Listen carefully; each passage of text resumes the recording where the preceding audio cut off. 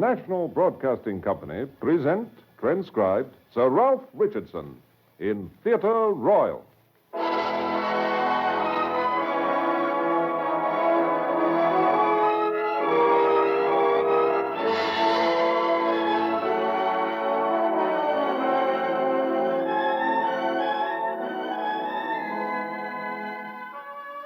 This is Ralph Richardson. Our play today is based on another story by Henry James, an author for whom I have an infinite admiration. I've always thought that this was a tale which would dramatize well, and I hope that you will like my choice. Here, then, is our story by Henry James, The Liar.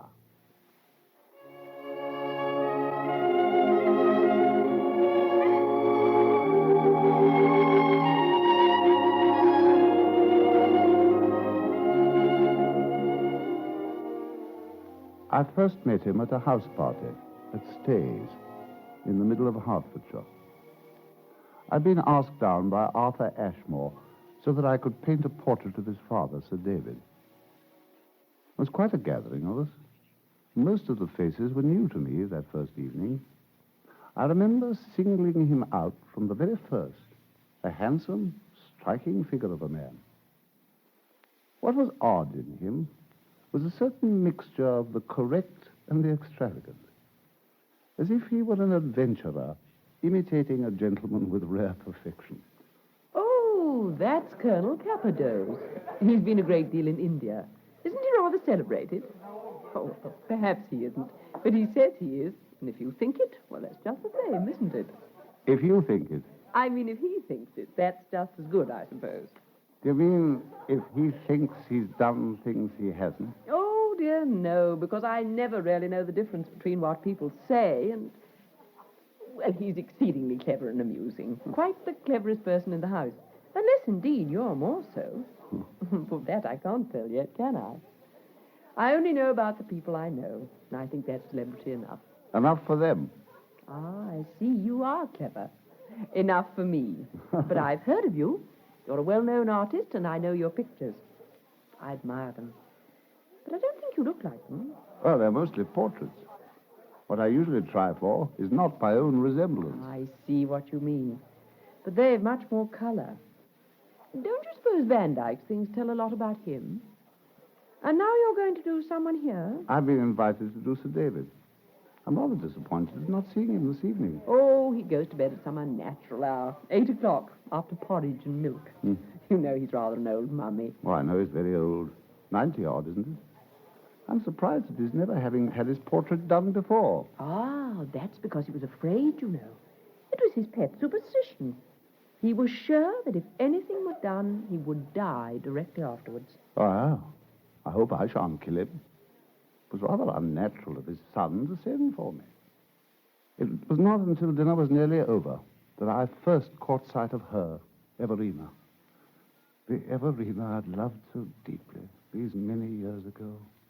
The Everina I still loved as I gazed at her, sitting there, so near to me, so beautiful, so very absorbed. Absorbed, unfortunately, in somebody else. She was gazing across the table at Colonel Cappadoce, as though she were in love with him. Once again, I turned for enlightenment to the lady on my right. The lady with the profile. Oh, that's Mrs. Cappadoce. Do you mean his wife? That fellow's Everina? You know her, then? I knew her once upon a time, when I was living abroad. I knew she'd married, but I didn't even know her married name. Well, I must say I like her husband better. He gives so much. Well, when I knew her, there was no comparison that could injure her. She was altogether the most delightful thing in Munich. In Munich? Well, her people lived there. They weren't rich, in pursuit of economy, in fact, and Munich was very cheap. She told me she must marry well. It was the one thing that she could do for her family. I suppose you'd say she has married well? She told you? Oh, of course. I proposed to her, too. But she evidently thinks so herself. I mean that she has married well, or at least to her liking. She never takes her eyes off him.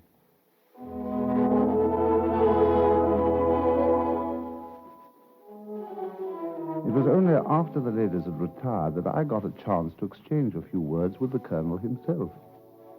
We were talking about the day's run, for all except myself had been out with the foxhounds during the morning. A neighboring squire had an accident and he'd come a cropper in an awkward place just at the finish, with consequences that looked grave. He'd struck his head and there'd obviously been a concussion of the brain, but he was still insensible. It was this accident which Colonel Cappadoes proceeded to discount. Same thing happened to me in Ireland, years ago. Pitched out of a dog cart, turned a sheer somersault and landed on my head. They thought I was dead, but I wasn't. Pass the port, Colonel, will you? Oh, yes, certainly. Thank you. I couldn't help noticing that nobody else at the table seemed to be paying as much attention to my new friend's stories. Well, perhaps they'd heard them before, but I was quite fascinated by some of them, which seemed to me almost incredible. Like his story of the friend in India who actually had been buried alive. Yes, sir. I give you my word of honor. Only in a state of coma, but they clapped him into a coffin and shoved him in the ground. And they left him there? He was left there till I came and hauled him out 12 hours later. Oh, by the way, Ashmore tells me who you are. I think my wife used to know you. Didn't you do that portrait of her? I painted her many times. Well, it was the sight of that picture you gave her, the one in vine leaves and a leopard skin, a regular bacchante, that made me first fall in love with her. Is that so? Yes. Mm-hmm. As a matter of fact, it was just about the first decent portrait I painted. I'd like to see it again. Don't ask her to show it to you. She'd feel awkward. Awkward? We parted with it in the most disinterested manner. An old friend of my wife's family, the Grand Duke of Schreckenstein, came down to Bombay while we were there and spotted your picture. You know, he's one of the greatest collectors in Europe. Well, he was so enchanted with it, Everina had to give it to him. He was good enough to return the compliment, sent us a magnificent old vase in return for it. We'll show it to you if you come round sometime. Well, gentlemen, shall we join the ladies? As we came into the wide saloon, I looked round for Everina. She was sitting by herself at the far end of the room on a small sofa with an empty place beside her. I went over to join her. We began to talk over old times, of all that had happened in the 12-odd years since we'd seen each other. So you never got married? Oh, but you ought to have done. It's the best thing. I like that. From you. Why not from me? I'm very happy. You must see my little girl. She's 9 years old. She's too beautiful. You must bring her to my studio someday. I'd like to paint her. Oh, don't speak of that. It reminds me of something very distressing. That lovely portrait you did of me. You remember it? The Bacchante? Very well. It's too awful. We were terribly short of money just after we got married, and I had to sell it. Well, they gave us £200 for it, but I feel so ashamed. Oh, I know all about that. At least you've the vase to remember it by. The vase? Well, the one the Duke gave you in return for it. The Duke? Well, the Duke of whatever his name was. Your husband was telling me. Oh, yes. Yes, of course. My husband. Oh, here he is. Darling, Mr. Lyon wants to paint Amy. He says she'll make an she's ideal a charming child, a most interesting little creature. She does the most remarkable things. Don't tell him. Please don't. Oh, don't tell him what, dear. What she does, let him find out for himself.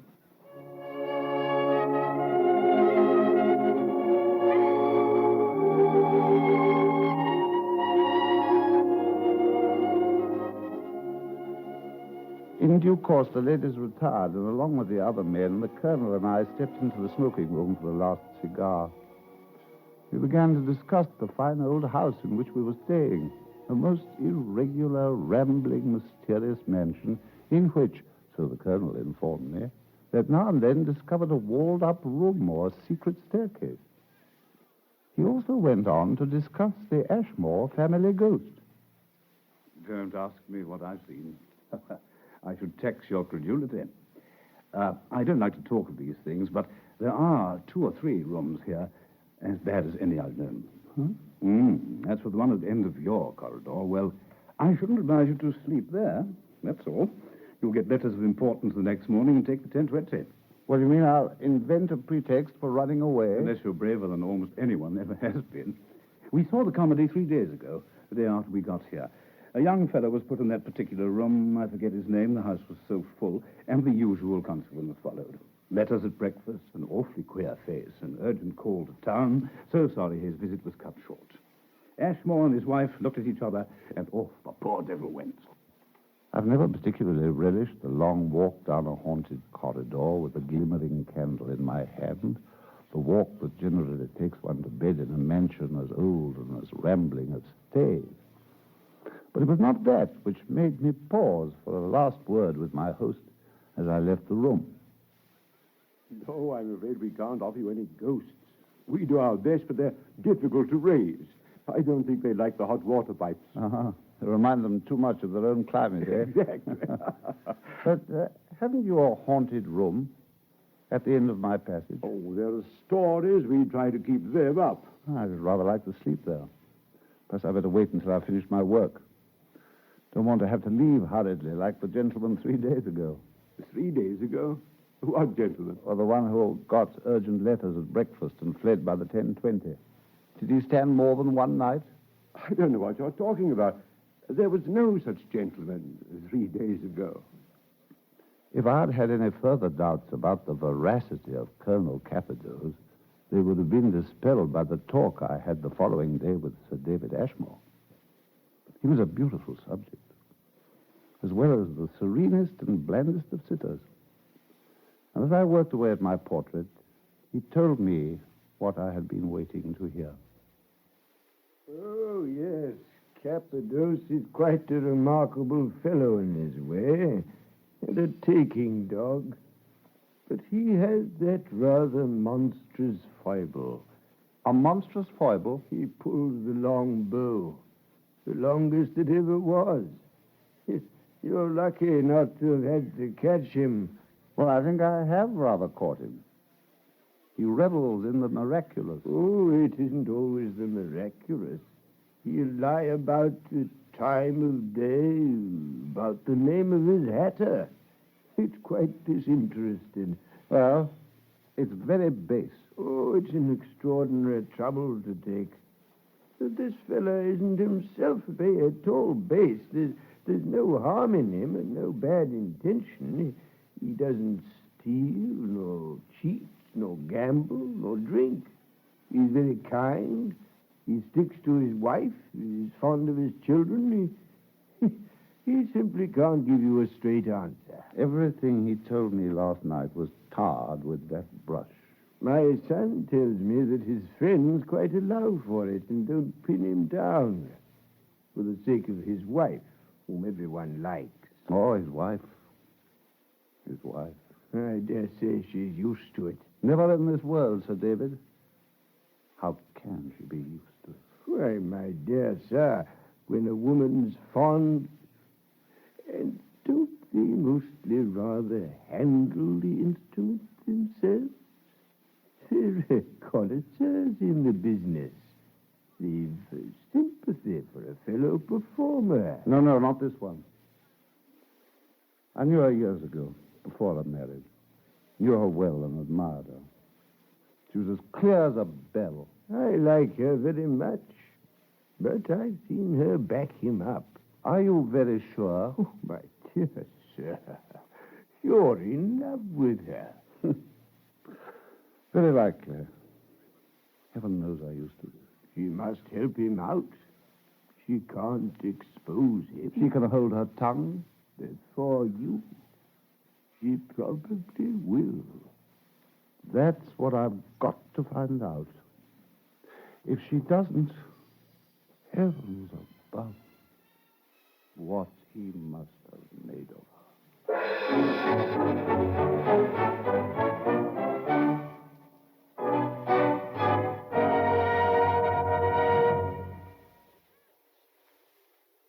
In a moment, we continue Theatre Royal, starring Sir Ralph Richardson.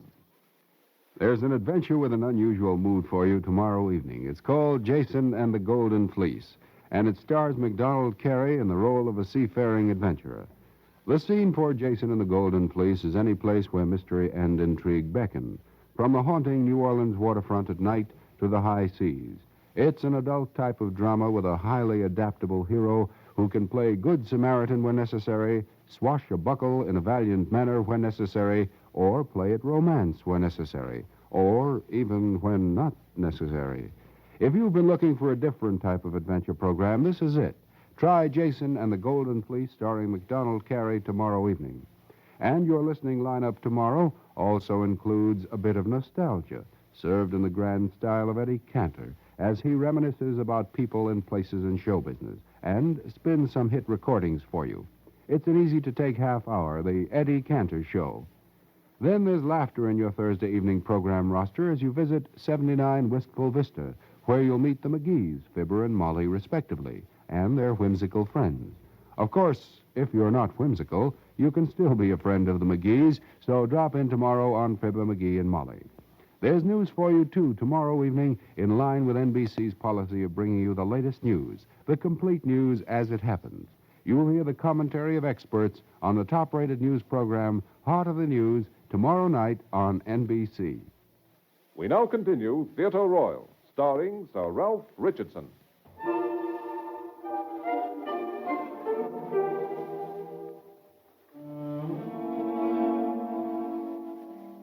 The more I thought of the Colonel and his monstrous foible, the more of a liar I discovered him to be, the more dismayed I became at the loyalty which Everina betrayed for him. How could a woman of her quality live with him day after day? Hadn't she seen, hadn't she felt the smile, the cold, faded smile of complete depreciation go round when her husband perjured himself for some particularly characteristic blackness? And yet, she would hear no word against him. I was held by my riddle and yet impatient of it. Didn't she lie, after all, when she let her husband's lies pass without turning a hair? Wasn't her life a perpetual complicity? Didn't she aid and abet him by the simple fact that she wasn't disgusted with him? Then again, perhaps she was disgusted, and it was merely the desperation of her pride that had given her an inscrutable mask. Well, I loved her still. And somehow I had to find out. For if she did despise him in her heart,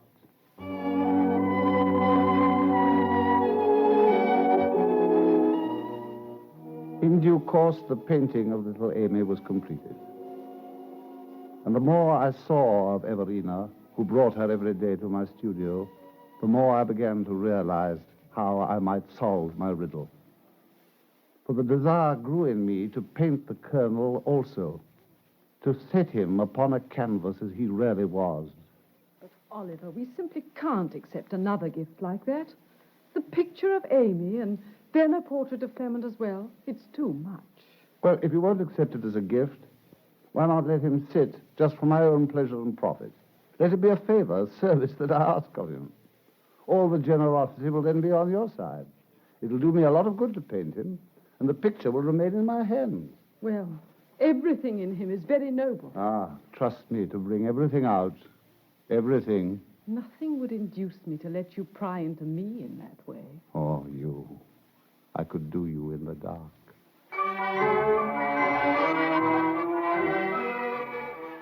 The Colonel shortly afterwards placed his leisure at my disposal.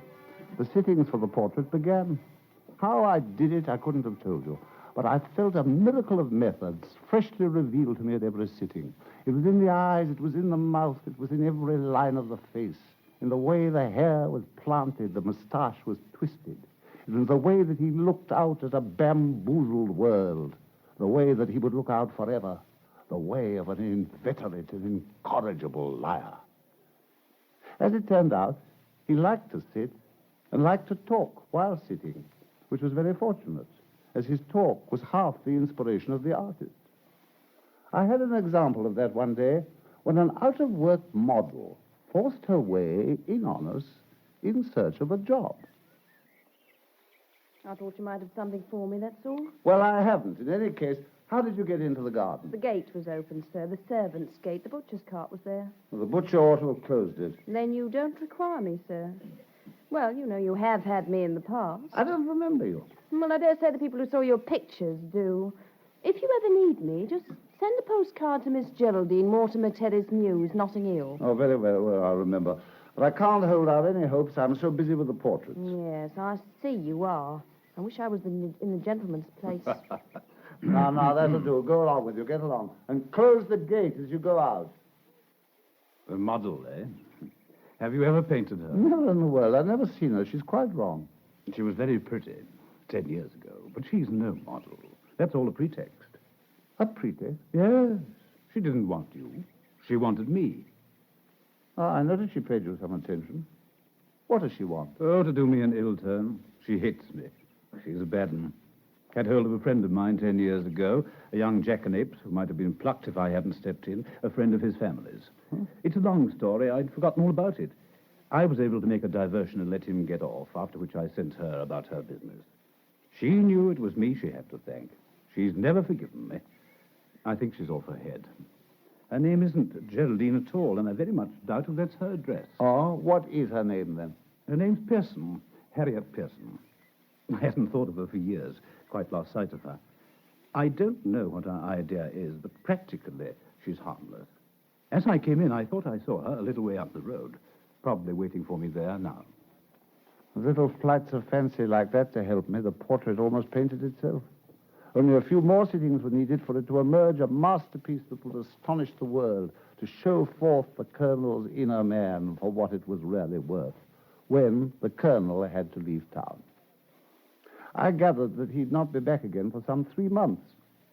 Nearly completed as it was, the portrait would have to wait for its finishing touches. Accordingly, I, too, left town. After a short spell with my brother in the south of England, I planned to go on a holiday to Italy. But before I left the country, I came back to my studio for one last look at the Colonel's portrait. I hope it's all right, sir. A lady and gentleman called a minute ago, Colonel Capidos and his wife. They said they wanted to look at the portrait you'd been painting of him. I told them you was away, but they said it would be all right, so I let them into the studio. They're there now. Oh, that's all right, Millie. I'll go and join them. I made my way to the studio with a certain curiosity, wondering vaguely what they were up to. I laid my hand on the curtain to the gallery when I was startled by a noise, a passionate wail, or rather a smothered shriek, accompanied by a violent burst of tears. I peeped cautiously between the curtains and went on listening.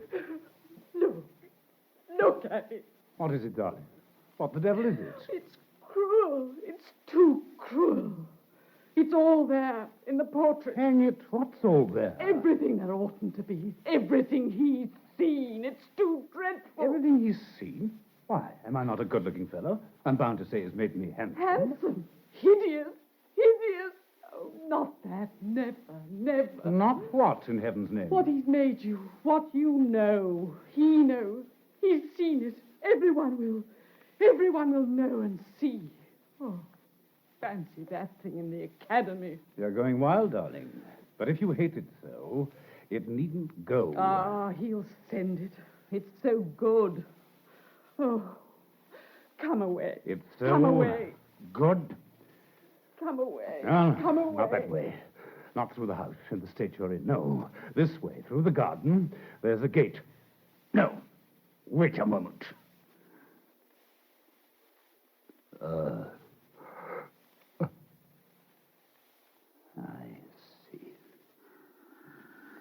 I see.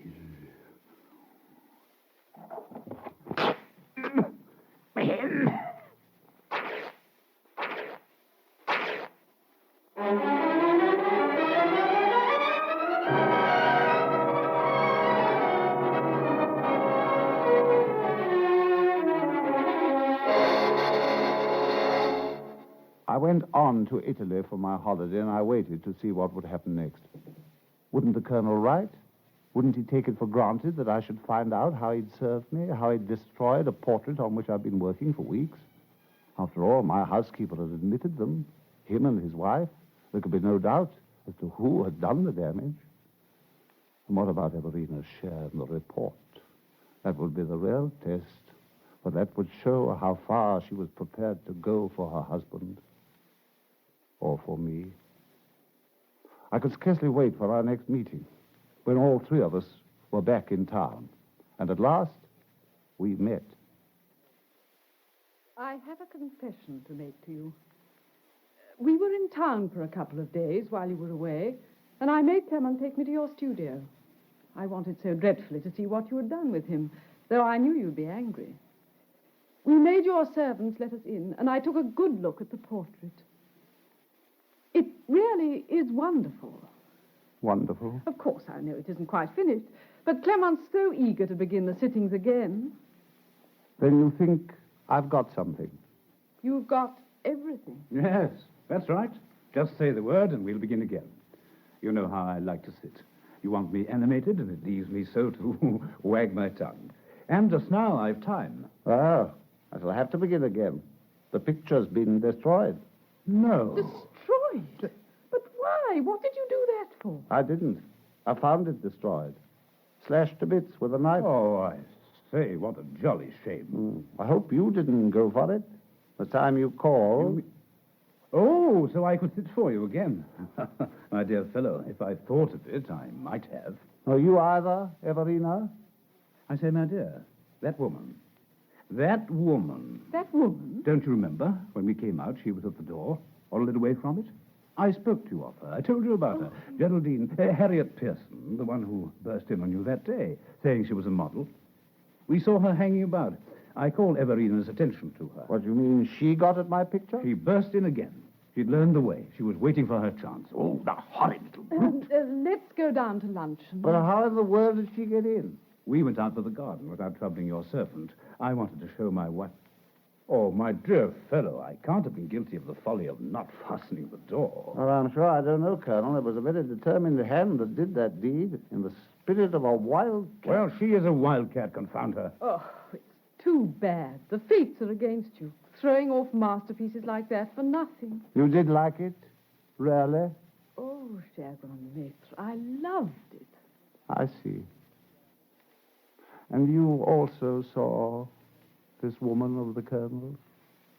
Yes. She was going away from us. She crossed the road. I see. And did she appear to recognize the Colonel? Did she look round? Yes. She looked round, but I didn't notice much. A hansom came along and we got into it. It wasn't till then that Clement told me who she was. I remember he said that she was there for no good. I suppose we ought to have gone back. Yes. It would have saved the picture. Perhaps. For you, cher maître, I am very sorry. But you must remember, I possess the original. So, she was still in love with a man of her choice. And since she couldn't redeem him, she would adopt and protect him. So had he trained her.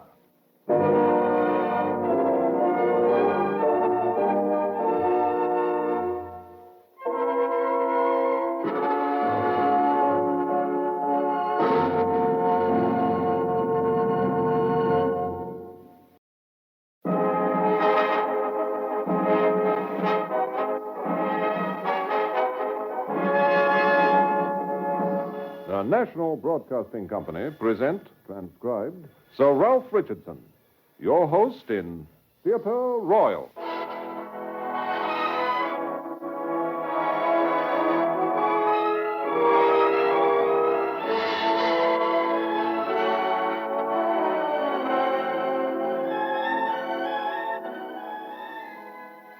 This is Ralph Richardson.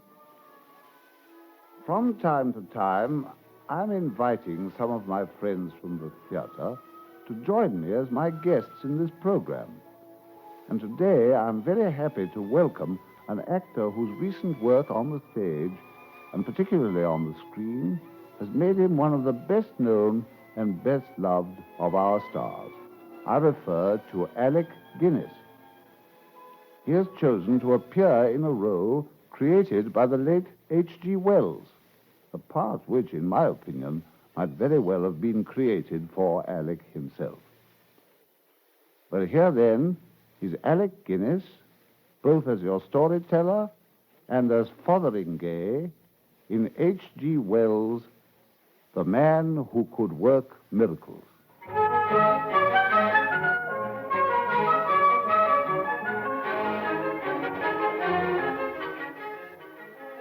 must admit this is a most unusual story. In some ways, perhaps you'll find it rather hard to believe, but I can only retell it to you as the author told it to me, and I can hardly suppose that he would have made the whole thing up in his head, he being one of my parishioners at the time. The hero of the story, I think we shall have to call him our hero, was a clerk at Gomshot's the drapery store, and his name was George McWhirter Fotheringay, not the sort of name I personally should have associated with a gift such as he possessed. I remember the fellow perfectly well. He was greatly addicted to assertive argument, and it all began with an argument in the bar of our local hostelry, the Long Dragon. Thanks, I don't mind if I do. Same again, Miss Maybridge, and half a pint of wallop for our new friend here. Oh, Tar. Oh, then, where was I? Well, you were talking about miracles. Oh, that's right. Now, look here, Mr. Beamish. Before we go any further, let's clearly understand what a miracle is. The way I look at it, a miracle is something contrariwise to the course of nature, done by the power of will. If you like, something that couldn't happen without being especially willed. Oh, so you say. Well, isn't it? Oh, what do you say, sir? Am I right? A miracle is something contrariwise to the course of nature, done by the power of will. Well, yes, I suppose it is. No, you can't deny that, Mr. Beamish. Well, no, not so far as it goes. Very well. Now let's take a common instance. What we have here, swinging from the ceiling, a paraffin lamp, or perhaps I should say a kerosene lamp. Right. Or either way, we can agree to call it an oil lamp. Is that right? Yes, that's right, yes. Well, now let me show you what I mean by a miracle. That oil lamp, in the course of nature, couldn't turn upside down and keep on burning, could it? Oh, you say it couldn't. Well, could it? Never mind what I say. What do you say? No, it couldn't. Of course it couldn't. If the lamp turned upside down, it would go out in the course of nature. Any oil lamp would. Very well, then. Here comes someone, as it might be me, and stands, as it might be here, and says to that lamp, as I might do, collecting all my willpower, lamp, turn upside down in mid-air without breaking and go on burning steady. Good heavens, it has done. Here, upside down. Here, Look out, is this going to fall? Oh, no. I can't keep it up, my willpower, any longer. It's a long Get out of the way. Oh, George Fotheringay, you ought to be ashamed. What do you think you're playing at, coming in here and playing tricks like that? This is a respectable house, and we don't want anything like that in it. Conjuring tricks. you silly fool. Might have set the old place alight. Everyone accused Fotheringay of a silly trick and blamed him for causing a disturbance. They said it was nothing to be proud of, and despite his perplexity, he was rather inclined to agree with them. In fact, he was virtually asked to leave the premises, which he did. As he went home, he nervously watched the street lamps as he passed them, and it was only when he found himself sitting in his little bedroom in Church Row that he was able to grapple seriously with his memories of the occurrence. What on earth happened? I didn't want the confounded lamp upset. I'd have been burnt myself. But wait a minute. Perhaps I did want it to turn upside down. After all, I told it to do so. Perhaps just then, when I said it, I did will it to turn upside down without realizing. After all, while it hung there, upside down in midair, still burning with a flame pointing downwards, I felt somehow that it depended on me to keep it there without falling. Perhaps it was my willpower that did it after all. Well, I wonder if I can do it again. That candle on the dressing table, I wonder. Candle, rise up in the air. Oh! Good Lord, it did happen. Rose right up in the air and hung there. till I got scared and stopped concentrating. Where are the matches? Where the devil did I put them? Oh, wait a minute. If I can work miracles, let there be a match in my hand. But there is a match in my hand. Where's the box? Where did I put it? Oh, never mind. Match. Be lit. Oh, this is fantastic. Let me be in bed. Not with my clothes on. I mean in bed undressed. I mean in my pajamas. That's better. With a hot water bottle. Let me be fast asleep.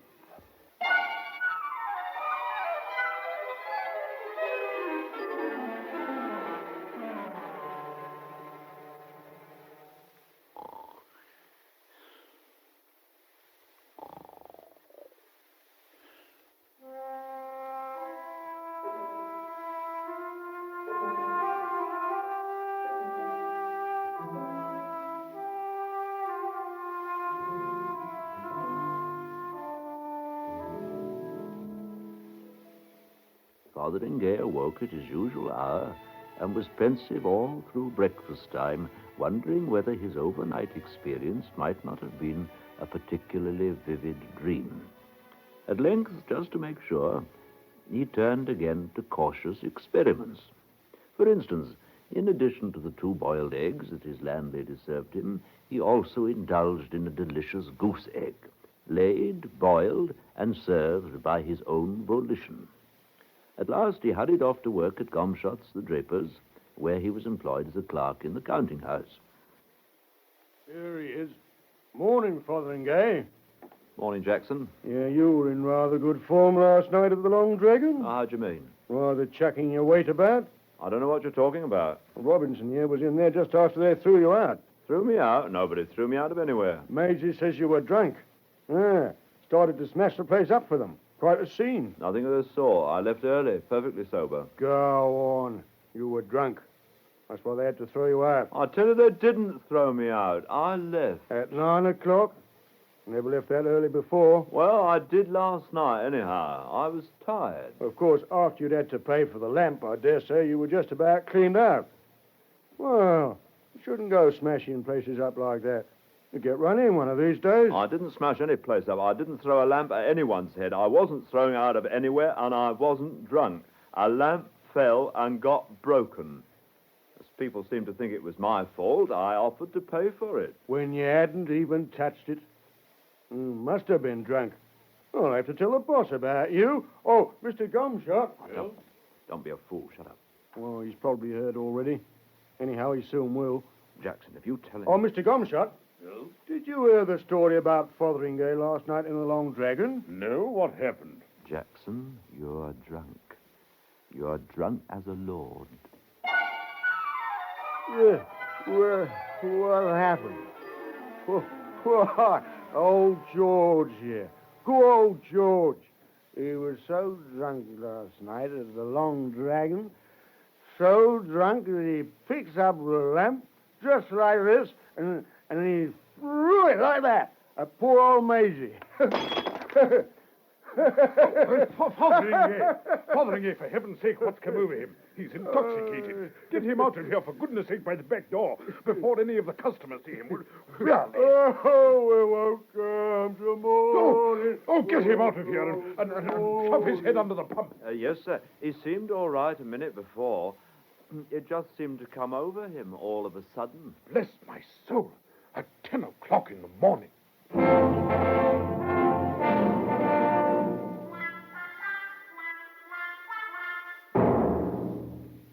There seemed no doubt about it. Fotheringay had a most unusual gift. The more he thought about it, the more remarkable it seemed to him. He could hardly keep his mind on his work all day, but it really didn't matter in the least, because he could make up for the time lost any moment he chose to do so. It was evident that he must be very careful. But the more he thought about it, the better his gift appeared. It could obviously be used to his own advantage, provided he kept the secret to himself. Fotheringay, Would you mind helping Mr. Robinson in the shop? Oh, certainly, sir. Ah, you've already got through those accounts, I see. Yes, very good work, Father Inge. Very good work. Oh, thank you, sir.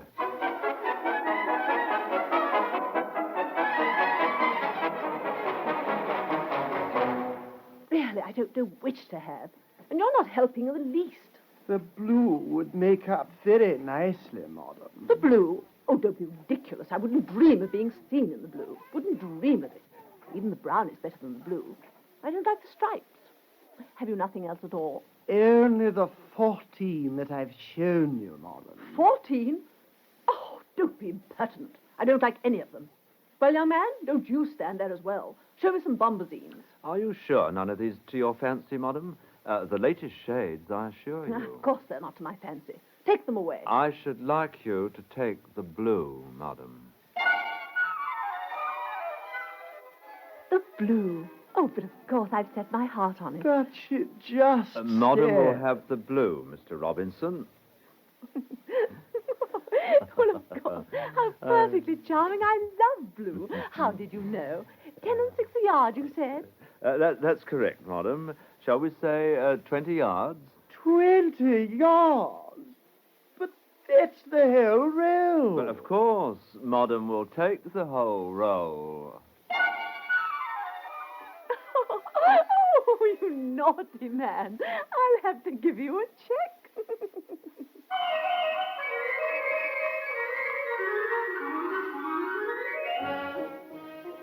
A man who could work miracles was obviously in a very advantageous position for self-advancement. But like everything else, the exercise of that gift called for a certain amount of practice. It called for caution and watchfulness. And it was in order to rehearse a few miracles in private that took George Fotheringay out that night down the quiet lane behind the gasworks.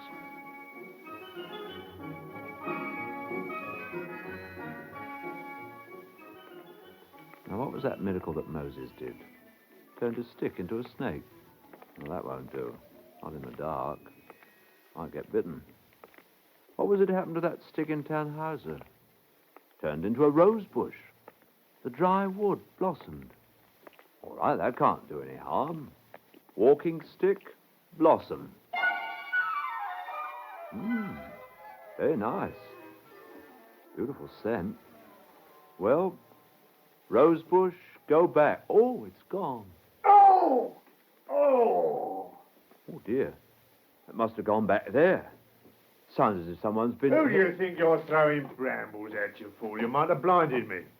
What do you mean by it? Assaulting an officer of the law? Well, I'm very sorry, but the fact is that Oh, it's you, is it? Young fellow what was causing trouble last night at the Long Dragon. Gent what broke the lamp. Well, I really didn't Throwing mean to... brambles at a policeman on duty is an offence punishable at law. I'll be troubling you for your name and address, young man. I'll go to Hades. Oh, dear me. It really is a very powerful gift. I didn't mean the poor man any harm. I wonder what Hades is like.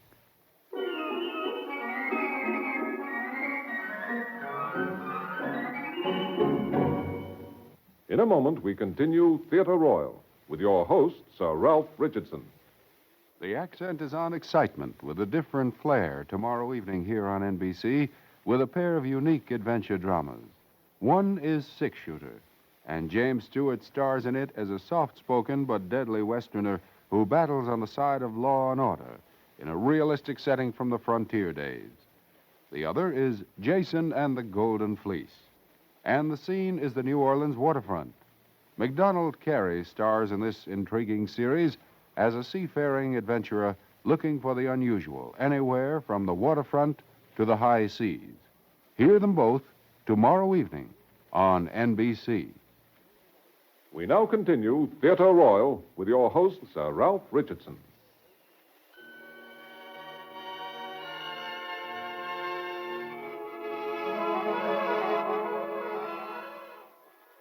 George Fotheringay performed no more miracles that night, nor did he trouble to see what had become of his flowering walking stick. He returned to the town, scared and very quiet, and retired unobtrusively to bed. And at breakfast the following morning, he could scarcely look his landlady in the eye.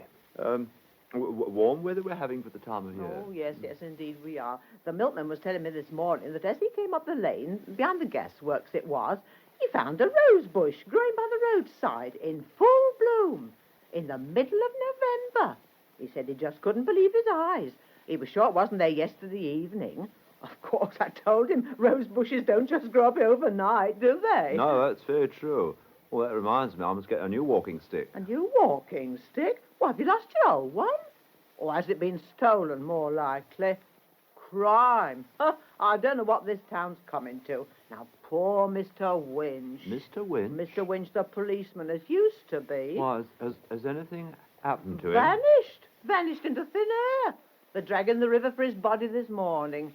Poor Mr. Winch. Well, I don't think they'll find him in the river, you know. Well, something's happened to him anyhow. Just vanished in the course of his duty, the milkman says. Like it was off the face of the earth. Yes, I suppose it is, really. Oh, criminals, murderers.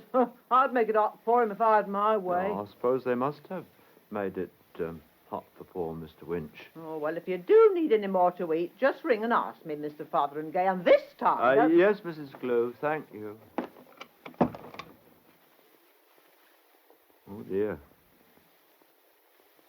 It didn't have to be Hades, after all. As long as it was far enough. P.C. Winch, come back out of Hades and go to San Francisco. And here's a new suit of clothes for you, in case your uniform got scorched.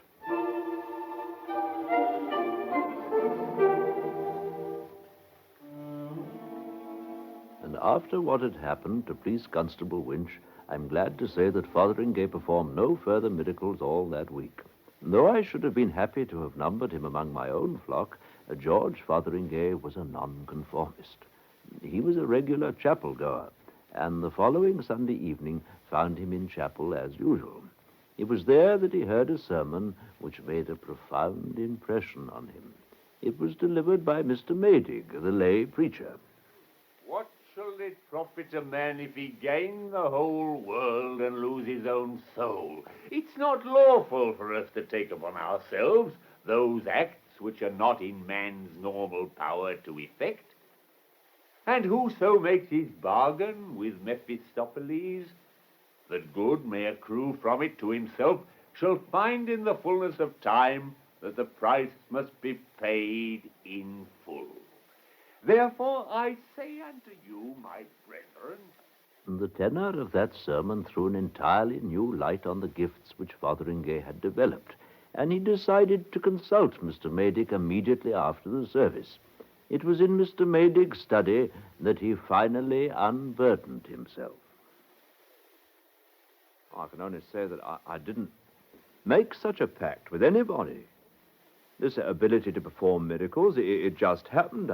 I found I could perform them. Well, of course, in a way. You don't believe, I suppose, that some common sort of person like myself, as it might be sitting here now, might have some sort of twist inside him that made him able to do things just by willpower. It's possible. Something of the sort perhaps is possible. If I might make free with something here, I think I might show you by a sort of experiment. Take that tobacco jar on the table, for instance. What I want to know is whether what I'm going to do with it is a miracle or not. Just half a minute, Mr. Maydig, please. Tobacco jar, be a bowl of violets. Good heavens. It is a bowl of violets. Yes, violets in November. How did you do that? Oh, I just told it. There you are. That's what I mean. Is that a miracle? Or is it black art? Or what is it? And what do you think's the matter with me? I can't help it. Quite extraordinary. This day last week, I no more knew that I could do it than you did. It came over me all of a sudden. It's something odd about my will, I suppose. But that's as far as I can see. Is that the only thing? Or can you do other things as well? Oh, Lord, just anything. Here, violets change into a bowl of fish. No, not that sort of fish. Change into a glass bowl full of water with goldfish swimming in it. It's astonishing. It's incredible. Your eyes are a most extraordinary... No. I could change it into anything, just anything. Here, be a pigeon, will you? You see? Anything. A bowl of flowers, if I wanted. But your pipe's empty. Be a tobacco jar again. While Mr. Maydig gingerly picked up the jar and refilled his pipe, George Fotheringay told him the whole story, beginning with the affair of the lamp in the Long Dragon and complicated by persistent allusions to the missing police constable Winch. As he went on, the transient pride Mr. Maydig's consternation had caused passed away. He became a simple man in search of advice. And as he listened, Mr. Maydig's demeanor also changed. It's possible, it's credible. It's amazing, of course, but it reconciles a number of difficulties. The power to work miracles is a gift, a peculiar quality like genius or second sight. Hitherto it has come very rarely and to exceptional people. But in this case, I've always wondered at the miracles of Mahomet and at Yogi's miracles and the miracles of Madame Blavatsky. But of course, yes, it's simply a gift. Well, it's P.C. Winch that worries me most. Winch will have to wait. This is a most important moment. We really must test your powers to the full. Well, name anything that you want me to do. It requires careful thought, a very careful thought. We mustn't allow ourselves to rush into anything. You'll stay for supper, of course. Well, it's very kind of you, I'm sure. In the dining room. Oh, dear, though. Mrs. Minchin said there was nothing very much left over. Are you hungry? Well, in a way, but don't you think I might, if it isn't a liberty, I'd be delighted if you would... But of course, my dear Fotheringay, I didn't think it would really be a pleasure if you really could. Oh, certainly. What would you like? A dozen oysters, Colchesters, sole bonfemme, roast pheasant, asparagus tips, game chips, crepe Suzette, and a bottle of Chambertin 84 at room temperature. All that appear on the table, please, as required. And I'll have a Welsh rabbit and a pint of stout for myself. They sat long over their supper, talking of all the miracles that they would presently perform. What those proposals were, in all their infinite variety, would probably take too long to recite, even if I happened to know them all. Suffice it that they were designed, as I can well believe they were, in a spirit of infinite benevolence, the sort of benevolence that is occasionally termed postprandial. There's only one thing that worries me. What are we going to do about poor old P.C. Winch? Winch will have to wait. There's a great deal more to be tended to first. Well, anything you say. Some more Burgundy. Thank you. More Burgundy. The same. Your health, sir. I've been very much concerned of late by the increase in the number of cases of drunkenness in the district. The man in the street, I notice, is apt to drink, not wisely, but too well. Could you do something about it? Of course. Present company accepted. No more drinking in this town of intoxicating liquors. Thank you. That, I feel sure, will be in the public interest.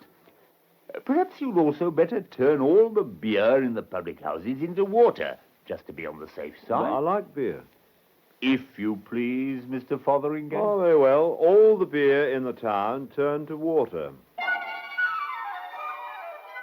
Aren't you perhaps forgetting something? Well, and all the stout as well.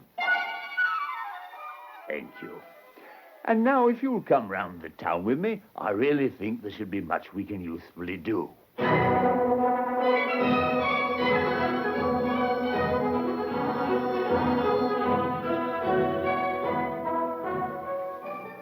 The small hours found them in the market square under the still moon in a sort of ecstasy of thaumaturgy.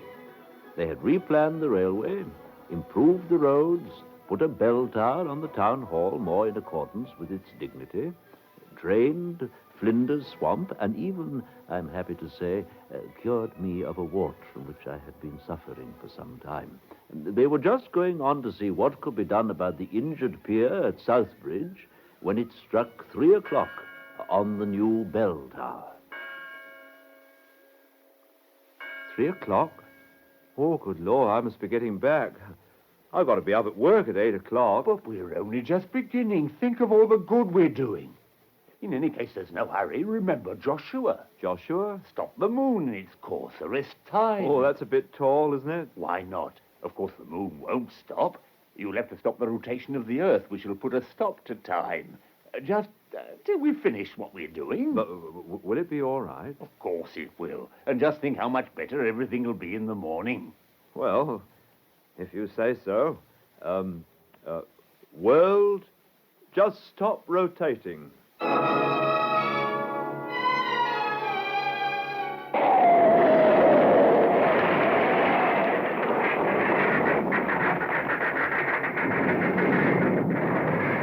Oh, dear.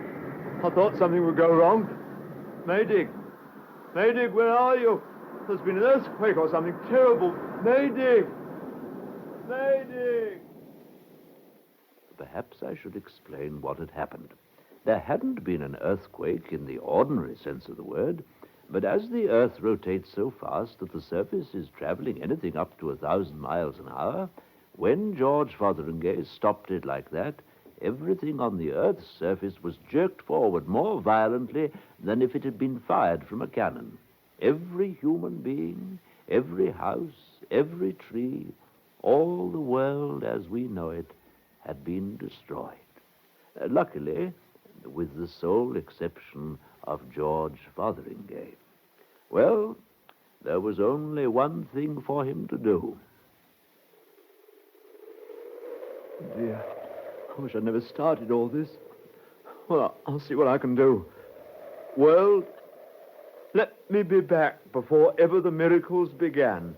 Let everything be just as it was before the lamp turned upside down, back in the Long Dragon last Tuesday night.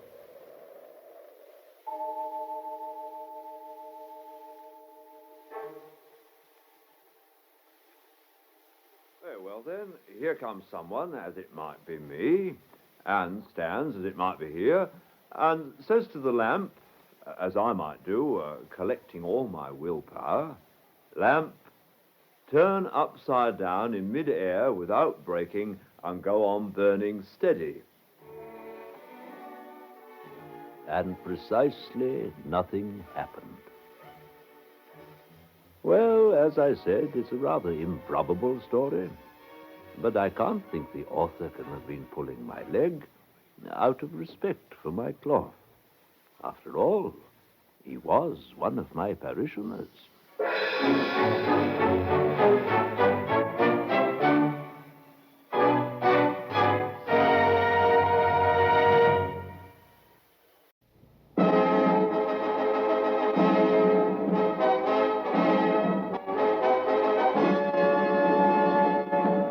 The National Broadcasting Company present, transcribed, Sir Ralph Richardson in Theatre Royal.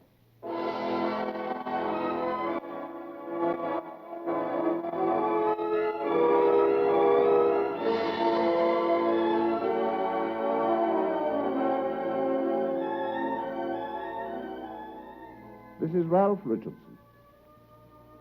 Our play today is based on a short story by A.J. Allen, a name that will be remembered and loved by many. A.J. Allen developed his craft in the early days of broadcasting. The stories he wrote, he told himself on the air in an extremely personal manner, which is quite inimitable. Today, we've dramatized one of these tales in which I shall be the storyteller. It is called My Adventure in Norfolk.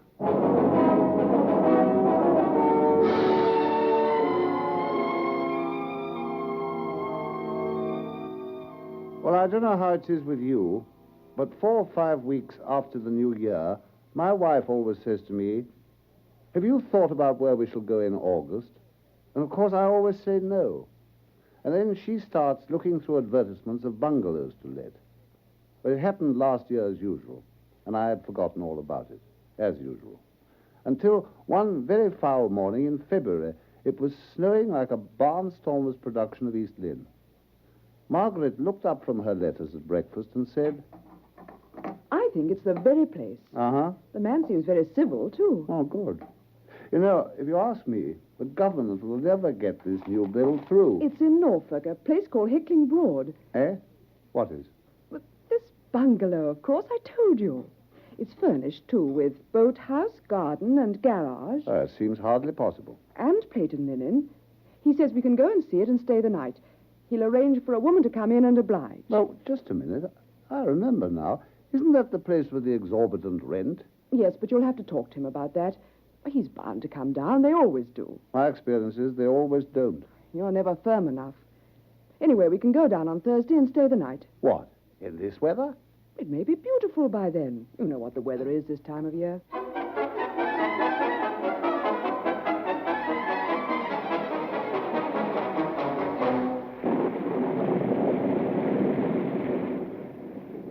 Between then and Thursday, the weather did everything it does at any time of the year. But when the train battled its way into Potter Higham Station, and we stood shivering on the platform, it was settled again, snowing hard. Fortunately, the car I'd ordered was waiting, and the 5-mile drive to the bungalow, which seemed to be in the most desolate spot on earth, was accomplished with no more than average hazard. I was apprehensive in case the woman who was to oblige should have proved disobliging, but my fears were groundless. Although it was late and dark when we arrived, we found fires burning, and she'd even cooked us a steak apiece. And so if you're sure you'll be all right now, sir, I'll be getting along home. I can catch the last bus at the top of the lane. Oh, thank you, Mrs. Selson. Oh, we'll be quite happy now. Hope that steak's all right. I asked the butcher to pick it out special. Oh, very nice, thanks. Its knives probably need sharpening. I'd stay if my husband was all right, but it was a nasty operation, and if I denied it, I'd be a liar. If I was to tell you what they'd done to him, you'd hardly believe I'm sure it must have been very trying. Well, if you must go, Mrs. Selston. Messy, that's what it was. And the dressings. Why, every night I have to... Are you sure that steak's nice, Mum? You've hardly touched it. I don't think I feel very hungry after all. Now, look here, we mustn't let you miss your bus, Mrs. Selston. I'll light you to the door. Oh, thank you, sir. You know, I rather like this oil lamp business myself. It's not so stark as electricity. Not snowing much now, I see. Well, thank you very much for coming in. We'll be seeing you in the morning. That's all right, sir. Now, I can't think why they always refer to that type of woman as homely. Nursing a homely would be a better description. What, tired, dear? I am rather. It's been a long day. Yes. I think bed's indicated. I tell you what, you go up. There's enough fire left in the bedroom for you to undress by. I'll boil a kettle and bring you up a hot water bottle. Mrs. Things left 2 enormous stone ones in the kitchen. I think I will go up if you don't mind. I feel most dreadfully tired quite suddenly. I expect it's the reaction after rushing about all day. Yes, and the complete absence of any noise leaves you in a sort of vacuum. This is a quiet place, this. I don't think I've heard a sound since we arrived. Well, that's funny. What is? That car, just as I said that. What, is it a car? I didn't hear anything. Oh. Well, perhaps it wasn't then. I tell you what is funny. The way we speak of going up to bed. Well, there isn't any up. This is a bungalow. You go southeast to bed, or is it northwest? Anyway, off you go, dear. I won't be long with your bottle. When Margaret had gone, I put the kettle over the fire and lit my pipe. It was the first chance I'd had to consider whether I liked the place or not. We'd had a glance round, and the house seemed quite decent. The kettle started singing away. And as it hadn't any competition, it sounded like a massed choir. On one of its downward cadences, I thought I heard the car again. I took the kettle off for a minute to listen. But there was nothing. Well, I put the kettle back and had a look out of the window. It was pretty dark, but with that sort of luminous darkness that you get with the snow. And then, down the road, beyond the bungalow and behind some trees that bordered the road, I saw a light. Well, not a light, more of a radiance, really. I stared at it for some time. I could make nothing of it. In the end, I got so intrigued, I thought I'd slip out and investigate. I didn't want to bother Margaret, so I crept along the hall and opened the front door quietly. What's that? Ah, It's only me, dear.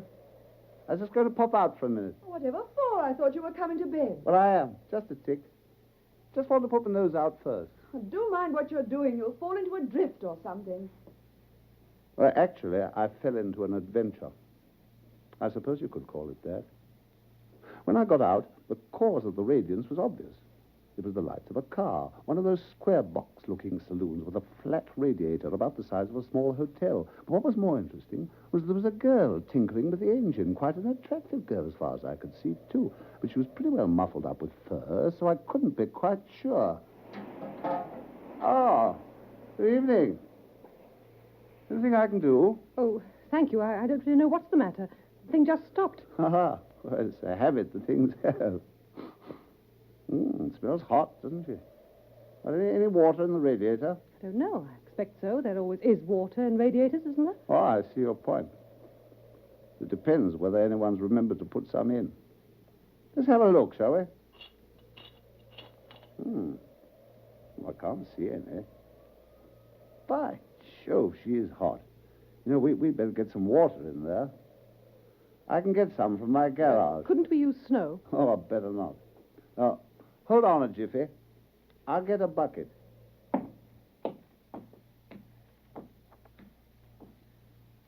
By the time I got back with a bucket of water, she'd found a funnel. And so I poured a little water into the radiator. Oh, look out now. Oh. Talk about volcanoes. I've even blown the funnel out.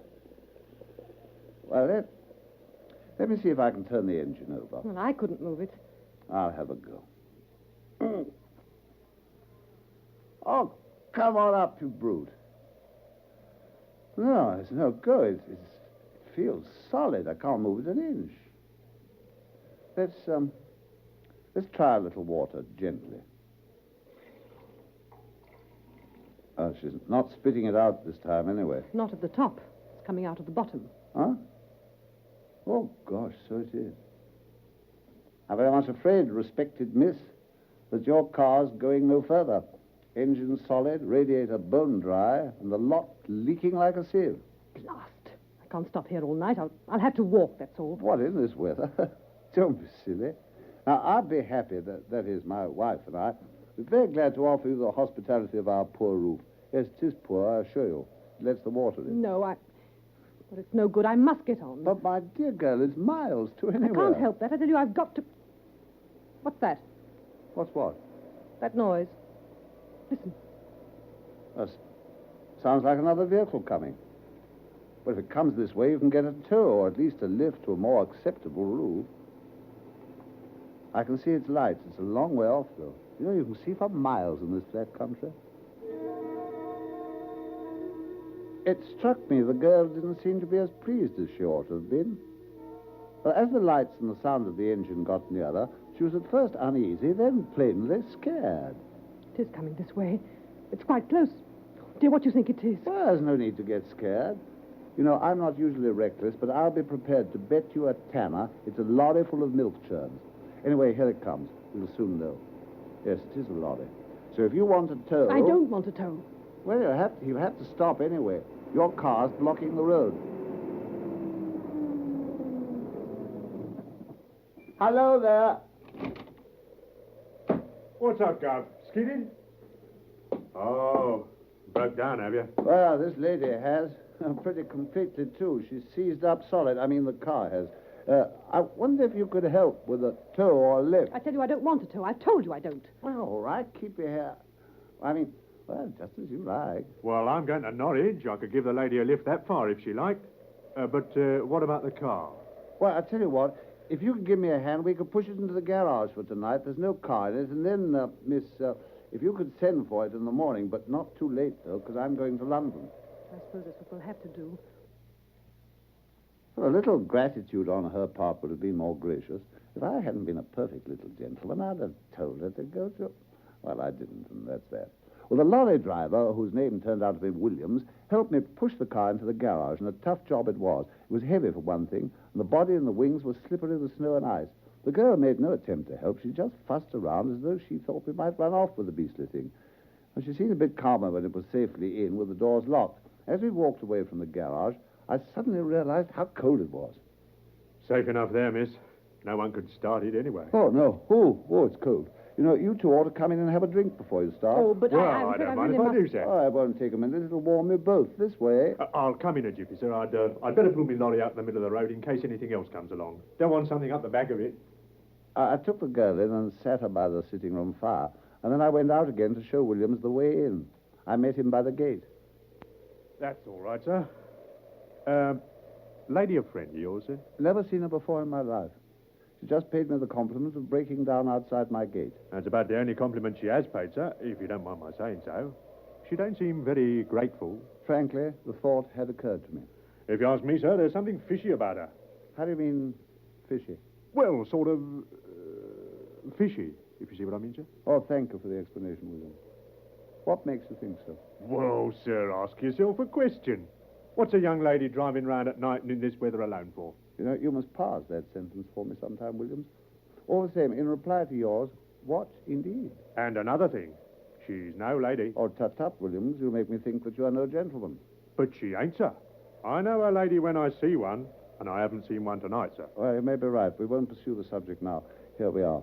Well, come in. Let's get this door shut. It's cold.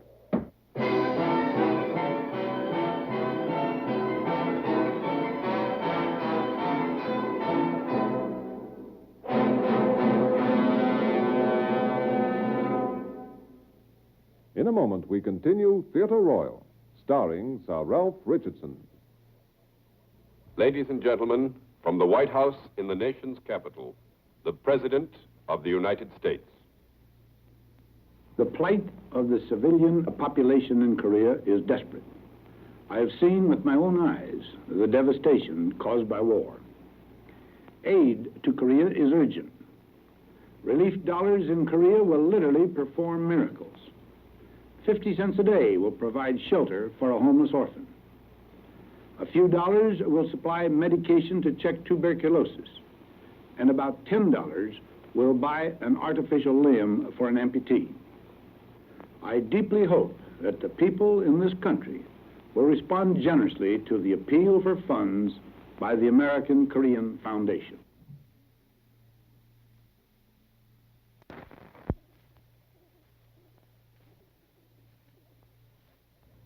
Help the Koreans to help themselves.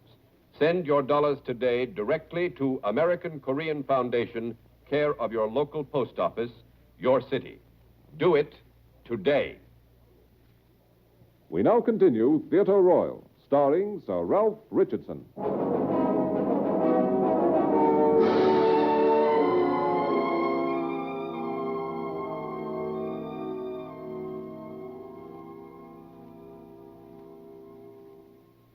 I mixed 3 whiskies and water. There wasn't any soda. I took my first opportunity to study the girl. Up to now, I hadn't seriously considered her. Well, what I mean is that to anyone with a mechanical mind, a motor engine in that condition is more interesting. More interesting. Well, she's a bit older than I thought, and she treated us with a lack of friendliness. Well, we'd done nothing to deserve it. There's a vague hostility and suspicion, which was rather hard lines on us, considering, and she kept dodging out of the light. It struck me as odd. She hurried Williams over his drink in a rather foolish way in view of the fact that he was to drive her. When he'd gone to start the engine, I asked her if she was all right for money, and apparently she was. Well, I reminded her to send early for the car, and she said she would, and off they went. I was suddenly alone with a kettle that was boiling its head off and a guilty recollection of an undelivered hot water bottle. You asleep, dear? No. I believe I dozed for a minute. Why did you go out? Here, put this in the bed. Don't put your feet on it. It's hot. Mm-hmm. Yes. I thought I heard something. I went down to see. I was right to it. It was a car broken down outside, and a girl all on her own. I gave her a drink, but she wouldn't stop. She's gone off to Norwich in a lorry. The girl wouldn't stop? Where's her car? We've shoved it in the garage. But you must have been gone for hours. Why didn't you wake me up? Well, it seemed a shame. Not necessary either. There was nothing that you could have done. As I said, she wouldn't stop. You sound rather regretful about it. No, I wasn't that kind of girl. I mean... Oh, what was she like? Like all this, just like a girl, isn't it? I told her about it and the way the girl had acted and how she'd been anxious to get away. Then Margaret said something which made me think. I think the whole thing's most peculiar. Peculiar? Well, funny you should say that. The lorry chap said it was fishy. I'm beginning to think it's a bit rum myself. Look here. Where did she come from? This is an unimportant road, not one you'd normally take. No, unless you were avoiding people. If you were driving a stolen car, for instance. A stolen car? Well, I never thought of that. You wouldn't. It was a girl. If it was stolen... By Joe, I'm going to have another look at that car. No, don't you move. I'll slip out and I'll look at it again. That car may hold the clue to the whole fishy business.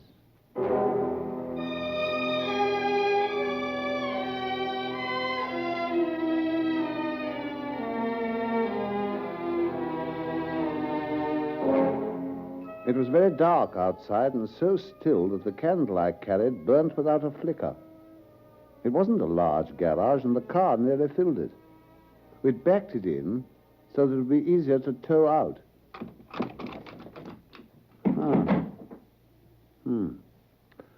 Not the sort of car I'd pinch. Too heavy. But fairly new. 1929 model, I'd say. That engine's still warm. Well, I've seen the engine. There are no clues there. Now, if I can squeeze along the wall, I can get a peep in at the back. Hello, frosted windows. Oh, no, of course not. It's rail frost. I wonder if there's room to open the door. Of course, it would open away from me. Hey, don't shove. You're pinning me against the wall. I didn't know anyone was there. Oh, blast, now I've dropped the candle. Where's it gone? Look, whoever you are in the car, stop pushing. I'll let you out. Now, let's get away from this door. Now, where's that candle? Oh, here it is. Now then. Good heavens. He wasn't pushing. He was as dead as a doornail.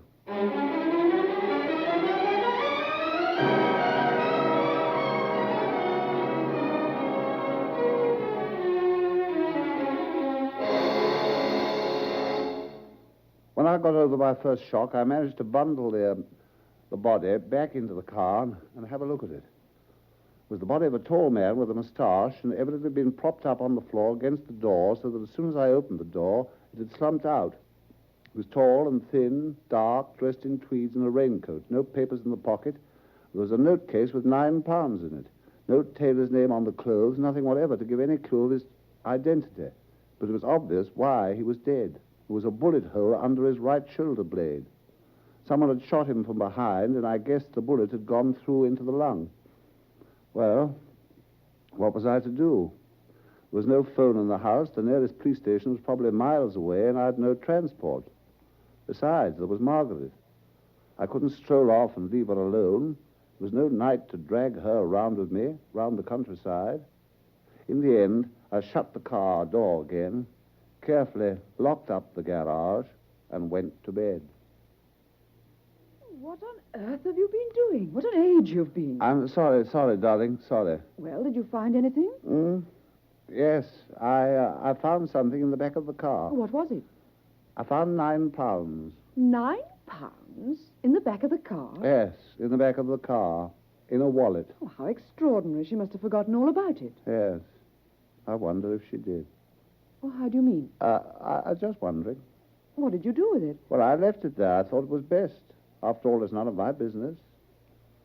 But there's nothing we can do about it now, is there? No. No. Well, then, let's go to sleep. Good night. I'm so tired.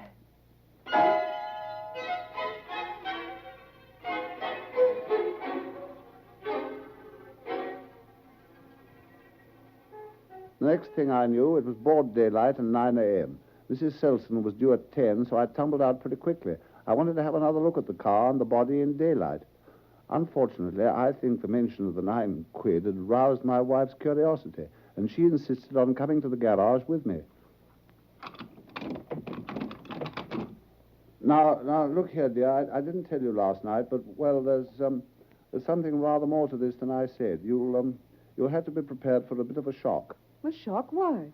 What else is there? Well, you see,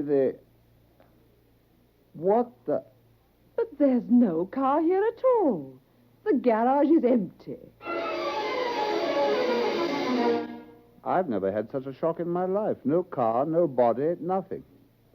There was a patch of grease on the floor where I dropped the candle, but otherwise there was nothing to show that I had ever been in there.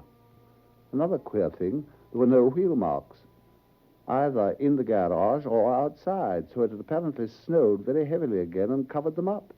It didn't look as though there'd been all that snow.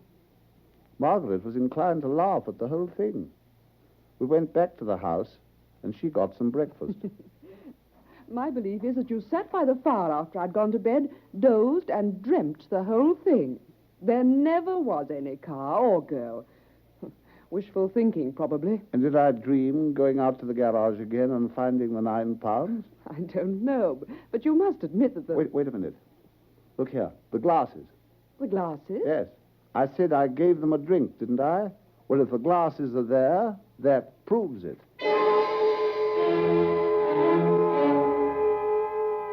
I was in that drawing room like a shot. The glasses were there, 3 of them, just as they'd left them. So I had been right. But I still didn't say anything about the body. The mystery was quite mysterious enough already. Besides, an idea was forming at the back of my mind, and I wasn't ready to talk about it. But if there was a car and the girl came back and took it, how did she do it without waking us? Well, the garage is so close to the house, and we're not heavy sleepers. She couldn't have done it alone anyway. It wouldn't have started. So it had to be either towed or pushed, neither of which could be done by one person. There's a gang in this business, and it's fishy, peculiar, and rum. What are you going to do with that glass? Why have you wrapped it in your handkerchief? I'm going to take it away with me. I've taken a fancy to it. It's the one the girl used. Oh, you needn't look at me like that. It's not a sentimental fancy. You can't take it away. It's not ours. Oh, that's all right. I'll tell Mrs. Watson I broke it and leave some money for it. Now, that sounds like her now. Will you let her in while I pack this? There's no biscuit tin in the kitchen. It'll just be right. Well, I didn't say a word to Mrs. Selston about our night's fun and games, but I settled up with her, and soon after that, our previously ordered car came to drive us to the station. On the way, I called on the landlord of the bungalow and told him we'd let him know about taking it. Neither Margaret nor I could make up our minds just then whether we wanted to see the place again or not. I had the girl's glass with me, carefully packed in that biscuit tin. And when we reached Liverpool Street... Here, sir. Here's your 2 taxis. Which one shall I put the bags in, sir? Oh, in the first one, please. Give me the biscuit tin, will you? Right here, sir. Well, now, darling, you get along home. I'll be in nice and early. We could feed out if you felt like it. Oh, no, it's all arranged. There'll be something ready. Oh. Goodbye, right, dear. Goodbye. 55 Portland Street, please, taxi. Righto.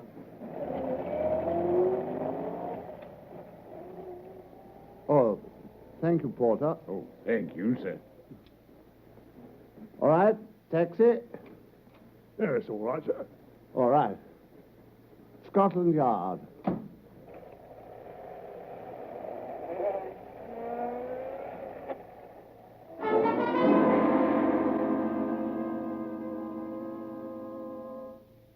I was lucky. My friend Inspector Gregson was in. He even seemed quite pleased to see me. Well, I didn't tell him the story to begin with. It seemed a bit thin in broad daylight. But I brought out the glass and I asked him if he could test it for prints and identify them.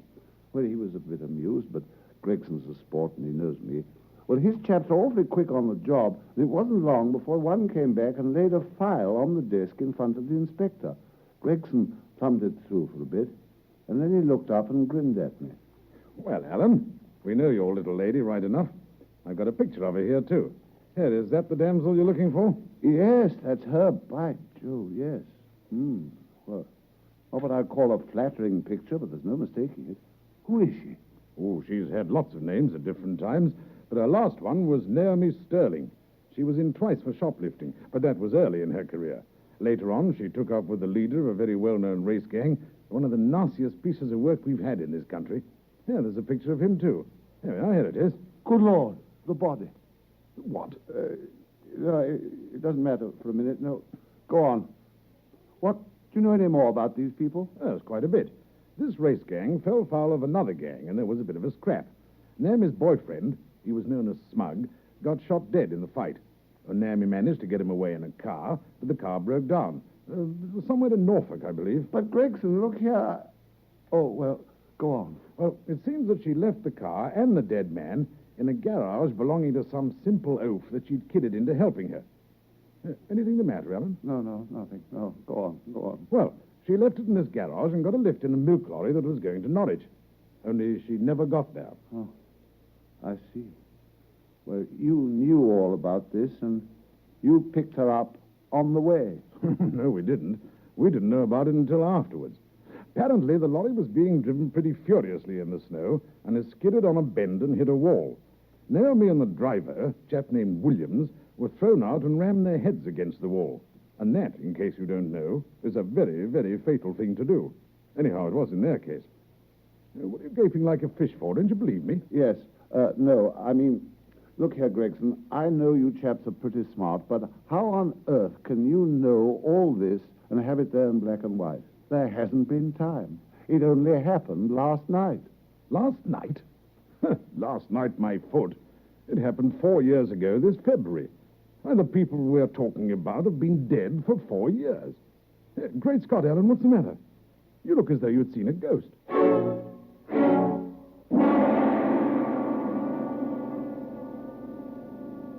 And that was the end of my adventure in Norfolk. But just think of it. I could have stuck to that £9.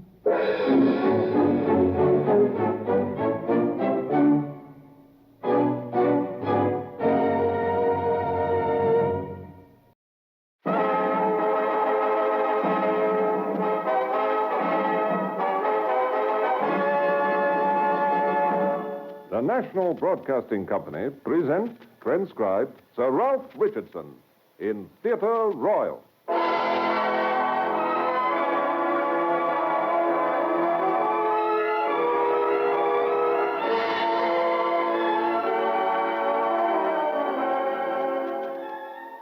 This is Ralph Richardson.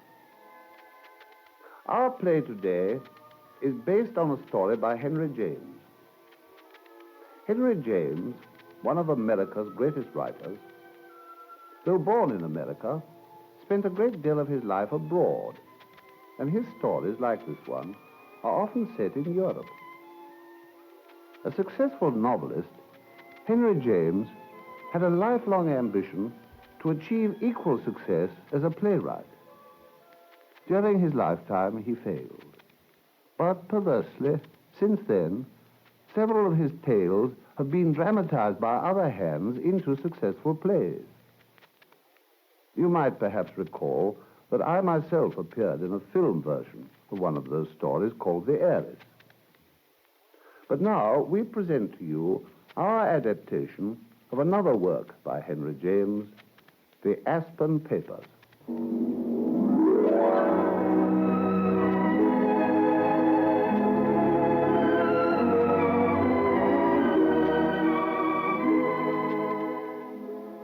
The world has long recognized Jeffrey Aspen for what he was, perhaps the greatest of American poets.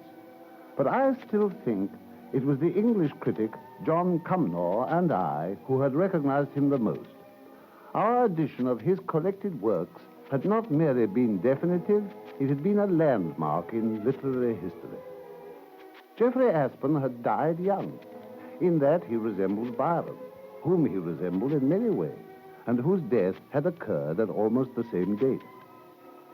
So that when I first heard that Juliana Bordereau was still alive in Venice, it was almost as if I had heard of the survival of Lady Hamilton. But it was not her memories of the poet that interested me. It was the rumor that she still had in her keeping the letters and the literary papers which Aspen had left to her when he died. But all this fuss about a few old letters and papers, one would think they contain the answer to the riddle of the universe. My dear lady, if I had to choose between that precious solution and a bundle of Jeffrey Aspen's letters, I know which would appear to me the greater boon. Geoffrey Aspen. Oh, after all, he was a good poet, but One doesn't defend one's God. One's God is in himself a defense. But what makes you think that she won't let you see the papers? Have you asked her? My dear lady, as I happen to know, the old woman won't have her relics or tokens so much as spoken of. They're personal, delicate, intimate. How do you know that? James Cumnall wrote to her more than once. At last he had a reply, presumably dictated to her niece. Miss Bordereau has none of Mr. Aspen's literary remains, and if she had, she wouldn't have dreamt of showing them to anyone. Then why all this trouble if she hasn't any papers? But of course she has. You can see that from her reply, calling him Mr. Aspen. One doesn't talk about Mr. Shakespeare. Mr. Aspen proves familiarity, and familiarity implies possession of mementos, of tangible objects. As a literary critic, used to the finer shades of meaning, I can't tell you how that Mr. affects me. It bridges a gulf of 70 years. Precious, can she be as old as all that? Over 90. But she must be. It's 70 years since Geoffrey Aspen died. But if she refuses to part with the papers... I must get round her somehow by ingratiating diplomatic arts, hypocrisy, duplicity, my only chance. I'm sorry for it. There's no baseness that I wouldn't commit for Geoffrey Aspen's sake. I shall have to take tea with her, then worm myself into her circle. But, my dear, she hasn't got a circle. She's much too old. And after all, I do know Venice. No, there's only one way you can possibly get to know her. And what's that? Get to know her niece? You know the palazzo where they live. It's decayed and shabby in a poor part of the town. In fact, they're not so well off as they might be. Very well, then. Get them to take you in on the footing of a lodger. A lodger? Good heavens. But of course.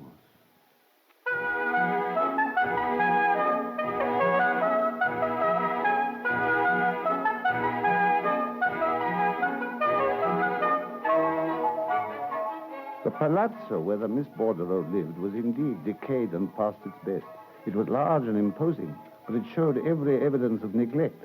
It was situated on a small canal in a part of Venice that was no longer either well-known or fashionable. There was just one feature about it which gave me the hint I needed. It was one of the few houses in Venice which could boast of a garden. It was on that lucky fact that I based my plea. I was shown into a spacious, shabby parlor with a fine old painted ceiling, under which a strange figure sat alone at one of the windows. I was face to face with Juliana of Aspen's most exquisite lyrics. And yet, not really face to face. She had over her eyes a horrible green shade which served almost as a mask and created the thought of some ghastly death's head lurking behind it. The divine Juliana as a grinning skull. The vision hung there until it passed. Then it came to me that she was tremendously old. So old that death might take her at any moment before I should have had time to compass my end. Our house is very far from the center, but the little canal is very comme il faut. It's the sweetest corner of Venice, and I can imagine nothing more charming. And you wish to take rooms here as a lodger? You really must excuse me. It was the sight of your garden that gave me the courage to be so unconventional.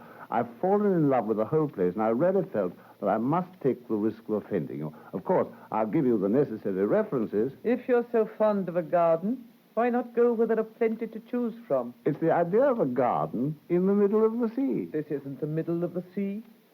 You can't so much as see the water. But, my dear madam, I came to the gate in my gondola. Yes, if you've got a gondola. It's many years since I was in one. It would be a great pleasure to put mine at your service, madam. I never go out. But you may have as many rooms here as you like, if you'll pay me a good deal of money. I'll pay with pleasure, and, of course, in advance. Whatever you think proper to ask me. Well, then, 1,000 francs a month. Oh, yes, of course.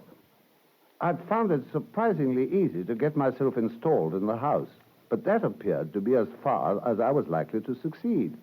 For the next 6 weeks, I saw virtually nothing of either of my neighbors.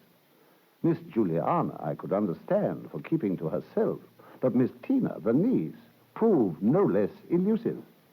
Every day I had flowers sent up to their rooms, when once the garden had been put under cultivation.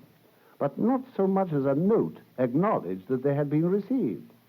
Indeed, for a plain and rather pathetic spinster, Miss Tina maintained a really remarkable reserve. It was not until one evening in July, when I came home much earlier than usual, that I surprised her in the garden. You've made the garden very beautiful. But you never come out to enjoy it. You hide away while I'm on the premises. Well, I know that, but I'd hoped you'd peep out a little at other times. You and your poor aunt are worse off than Carmelite nuns in their cells. Before you came, we weren't so private. But I've never been out in the garden at night before. Of course, it was never so nice. Never, with all these flowers. And by the way, you've never thanked me for the flowers that I've sent you each day. Well, I didn't know they were for me. Well, they were for both of you. But why should you be so kind to us? Why do you want so much to know us? Now, that questions your aunt's, isn't it? You'd never have asked it if you hadn't been put up to it. She didn't tell me to ask you, though she did tell me to come out tonight. She often does, only I don't like to leave her. But is she so weak, then? Is she really failing? She's been rather worse lately. Sometimes she sits so still I almost think that she's died. She never eats anything. I can't understand how she keeps her strength. But she still gets up every day and clings to as many of her old habits as possible. Must make life very worrying and quiet for you. Yes, it's a lot quieter than it used to be. Well, we must be getting in. It's late. Do you study when you go to your room? I mean, read or write? Oh, I generally read in bed. Poetry very often. 9 times out of 10, it's a book by Jeffrey Aspin. Oh, we read him. We have read him. Oh, he's my poet of poets. I know him almost by heart. Oh, by heart, that's nothing. My aunt used to know him. My dear lady, he died 100 years ago.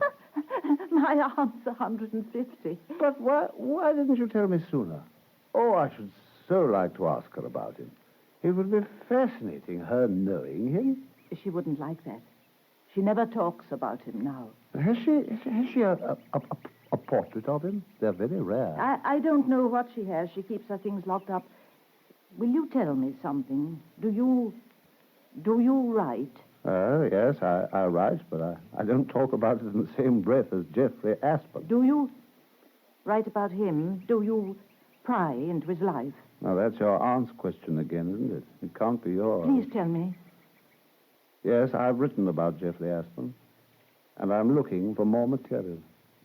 In heaven's name, have you got any? Santo Dio. She hurried into the house and out of sight. Somehow I felt that I might count on her in the last resort, but for the present she was visibly alarmed. The proof of it was she began to hide again. To bring matters to a head, I stopped sending up my daily bunches of flowers. Even so, it was a fortnight before I saw her again. It's my aunt. She wants to talk to you, she says.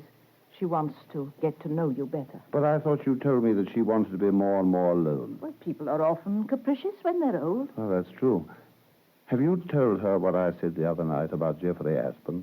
That I'm looking for material? If I had, she would never have sent for you. She never speaks of him, no. No, I told her nothing. The old woman was sitting in the same place in which I'd seen her last, in the same position, with the same green shade over her eyes. About the beautiful flowers. You sent us so many, I ought to have thanked you for them before. But I don't write letters. I'm afraid you haven't had many of late, but I'll send you some again immediately. I suppose you could sell them, those you don't use. I dare say they wouldn't give you much for them, but you could make a bargain.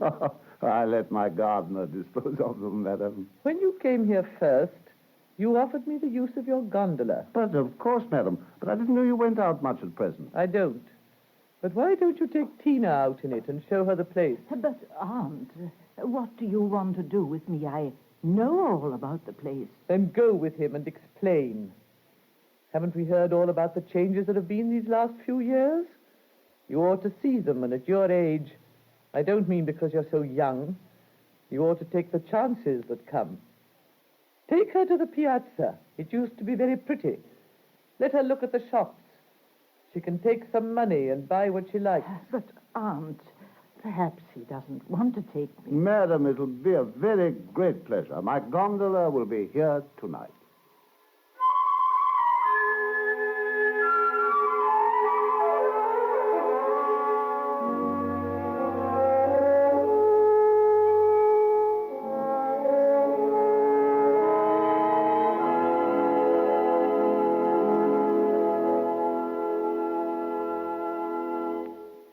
In a moment, we continue Theatre Royal, starring Sir Ralph Richardson.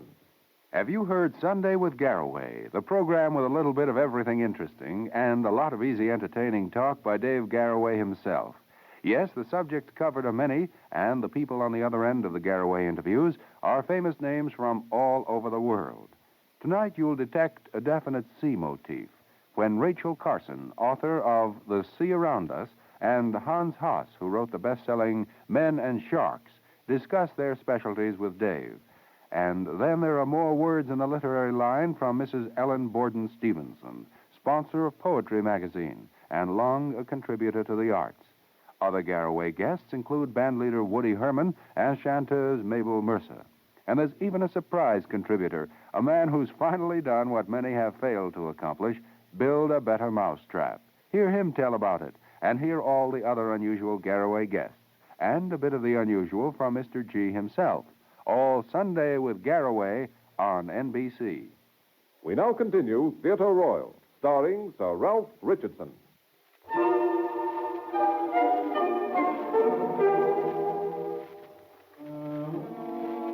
It was a strangely intimate journey that Miss Tina and I made that evening down the Grand Canal to the Piazza San Marco. She had forgotten the splendor of the great waterway on the clear summer evenings, and how the sense of floating between the marble palaces and reflected lights disposed the mind to freedom and to ease. She was more than pleased.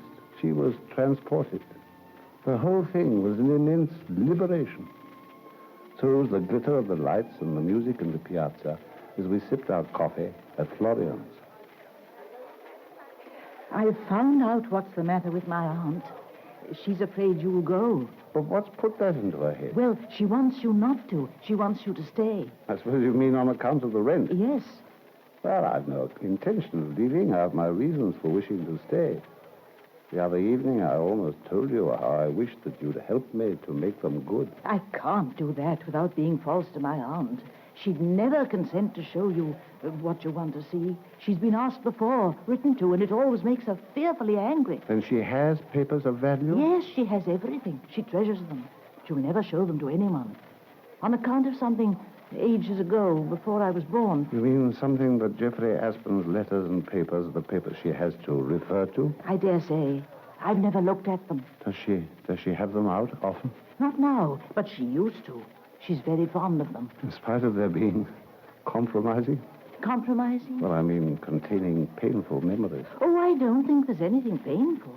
You don't think there's anything to affect her reputation? Why should there be? Do you think she once did something bad? Oh, heaven forbid that I should say so. It's none of my business anyway. Besides, even if she did, that was in another age, in another world. But why doesn't she destroy the papers? Oh, she loves them too much. Even now, when she may be near her end? Perhaps when she's sure that she is, she will. Mercy on us. You don't think that she'll have done anything tonight? I don't know. She's very cunning. Are you trying to frighten me? Of course not. In any case, she loves them. She loves them. But if she doesn't intend to destroy them, she must have mentioned them in her will. Has she made one? Do you know? I believe so. She had her lawyer round once, and some people came in to act as witnesses. They didn't ask me, though. That means that you must be the legatee, surely. She must have left the Aspen papers to you. If she has, it'll be on very strict conditions. Of course. And you'll have to abide by the terms. I'll do what I can to help you.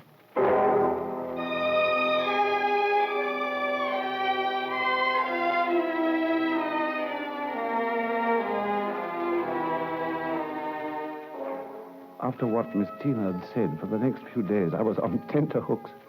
I almost felt that it was her duty to keep me informed, to let me know definitely that her aunt had still not sacrificed her treasures. But as she gave no sign, I lost patience, and I determined to put the case to the very touch of my own senses. I sent late one afternoon to ask her if I might pay the ladies a visit. I was told that Miss Juliana was willing to receive me in the sala. Have you come to tell me that you'll take the rooms for 6 months more? Oh, dear madam, what an imagination you have. I'm a poor devil of a writer who lives from day to day. How can I take palaces by the year? You write books. Don't you sell them? What do you write about? Well, about the books of other people. I'm a critic. What other people? Oh, better ones than myself. Great writers mainly, great philosophers and poets of the past. Those who are dead and gone and can't, poor darlings, speak for themselves. And what do you say about them? I say, they sometimes attach themselves to very clever women. Do you think it's right to rake up the past? Oh, I don't know what you mean by raking up. How can we get at it unless we dig a little? The present has such a rough way of treading it down. Oh, I like the past, but I don't like critics. Neither do I. But I like their discoveries. Aren't they mostly lies? The lies are what they sometimes discover. They often lay bare the truth. The truth is God's. It isn't man's. We'd better leave it alone. Who can judge of it? Who can say? We're terribly in the dark, I know. Do you know much about curiosities? About curiosities? About antiquities. The gimcracks that people pay so much for today. Do you know what kind of prices they bring? What, do you want to buy something? No, I want to sell. This miniature. I'd only part with it for a good price. But what a striking face. Do tell me who it is. He's an old friend of mine. But I'm afraid to mention his name, lest you've never even heard of him, critic as you are. I know the world goes fast. He was all the fashion when I was young. I seem to recognize the face. Wasn't he a writer? Surely a poet. It's only a person who'd know him for himself that would give me my price. Thank you. Oh, then you have a price. I know the least I would take. I thought you might know what I should be able to get. Oh, it's a beautiful painting, whoever it is. And if you do decide to sell it, I hope you'll remember me. I should like to buy it, if I can afford it. What did you talk to my niece about the other evening? I could hardly betray a lady's confidence. Her confidence? Has my niece confidence? Why, here she is. She can tell you herself. Have you confidence, Miss Tina? Your aunt would like to know. Not in her. I hadn't sitting at an open window like that. I know what I'm about. I'm not losing my mind, though I dare say you'd like to think so. Oh, very well, then. Move me. Well, you must excuse me, madam. I'll bring you an opinion about the miniature. The miniature? What do you know about it, my dear? You needn't mind. I've fixed my price. And what may that be? £1,000. £1,000? Gracious. Well, is that what she talks to you about? I went out of the house and walked far, far as the piazza where my restlessness declined to quit me. At last I took my way home again, getting gradually lost in the maze of passages, so that it was long past midnight when I reached my door. The sala upstairs was as dark as usual, and my lamp, as I crossed it, found nothing satisfactory to show me. The door of the ladies' apartment was closed. Miss Tina had probably gone to bed. Miss Tina? Miss Tina?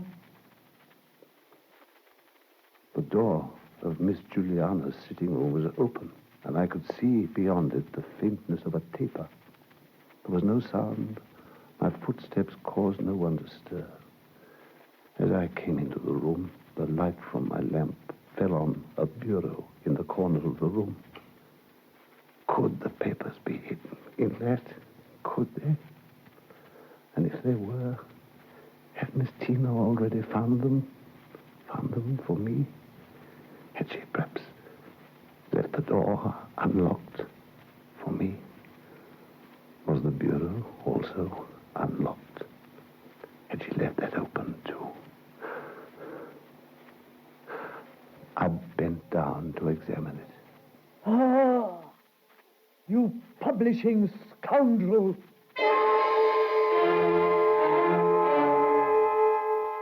I can't now say what I stammered to excuse myself, to explain. I went towards her to tell her that I meant her no harm. She waved me off with her old hands retreating in horror before me. The next thing I knew, she'd fallen back with a quick spasm, as if death had descended on her, into Miss Tina's arms.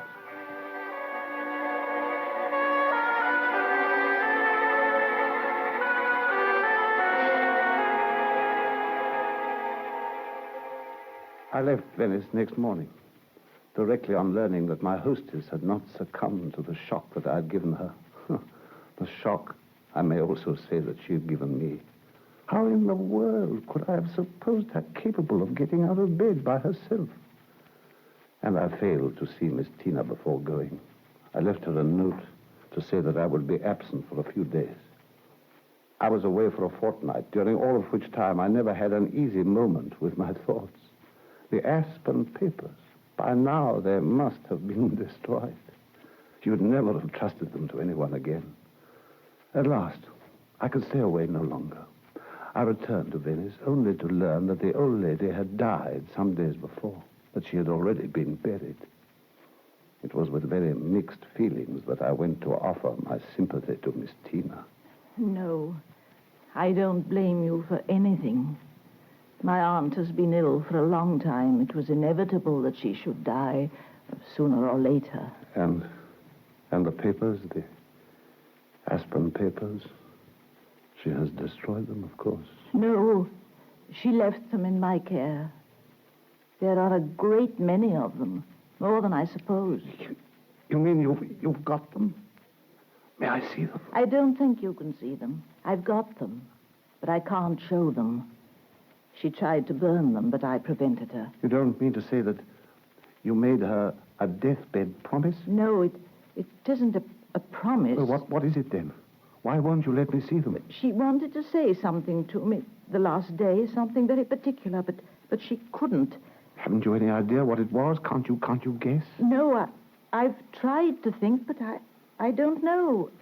I've thought of all kinds of things. As for instance? Well, that if you were a relation, it would be different. A relation? If you weren't a stranger, then it would be the same for you as for me. Anything that's mine would be yours, and you could do what you like. I shouldn't be able to prevent you, and you'd have no responsibility. I think I know what she wanted to tell me. That she wanted me to be happy. And if any person should be kind to me and should want... I don't know what to do or what to say. I'm too ashamed. I'd give you everything and she'd understand where she is. She'd forgive me.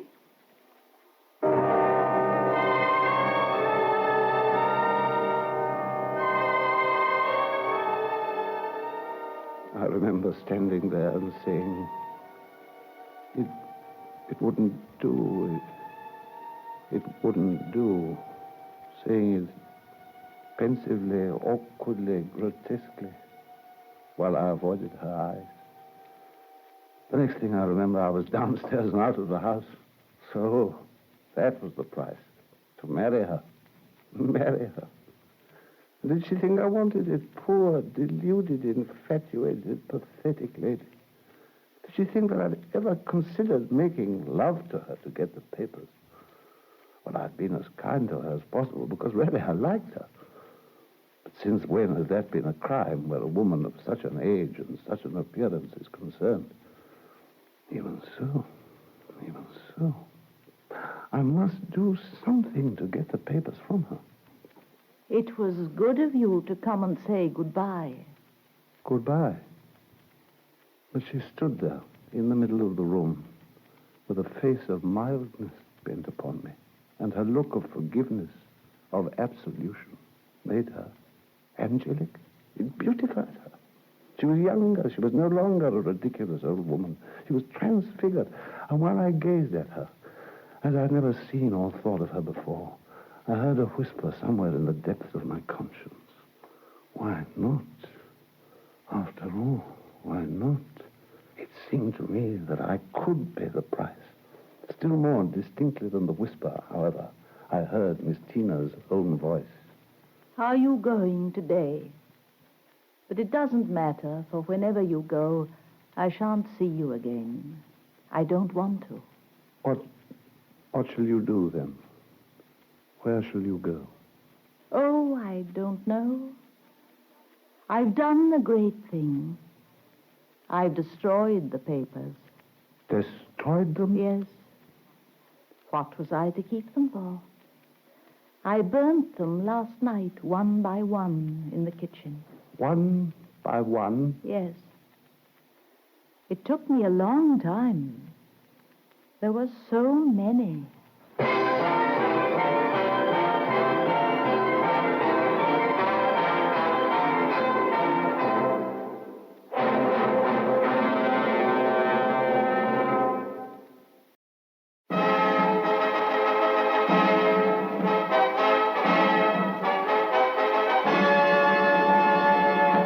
The National Broadcasting Company present, transcribed, Sir Ralph Richardson, your host in Theatre Royal.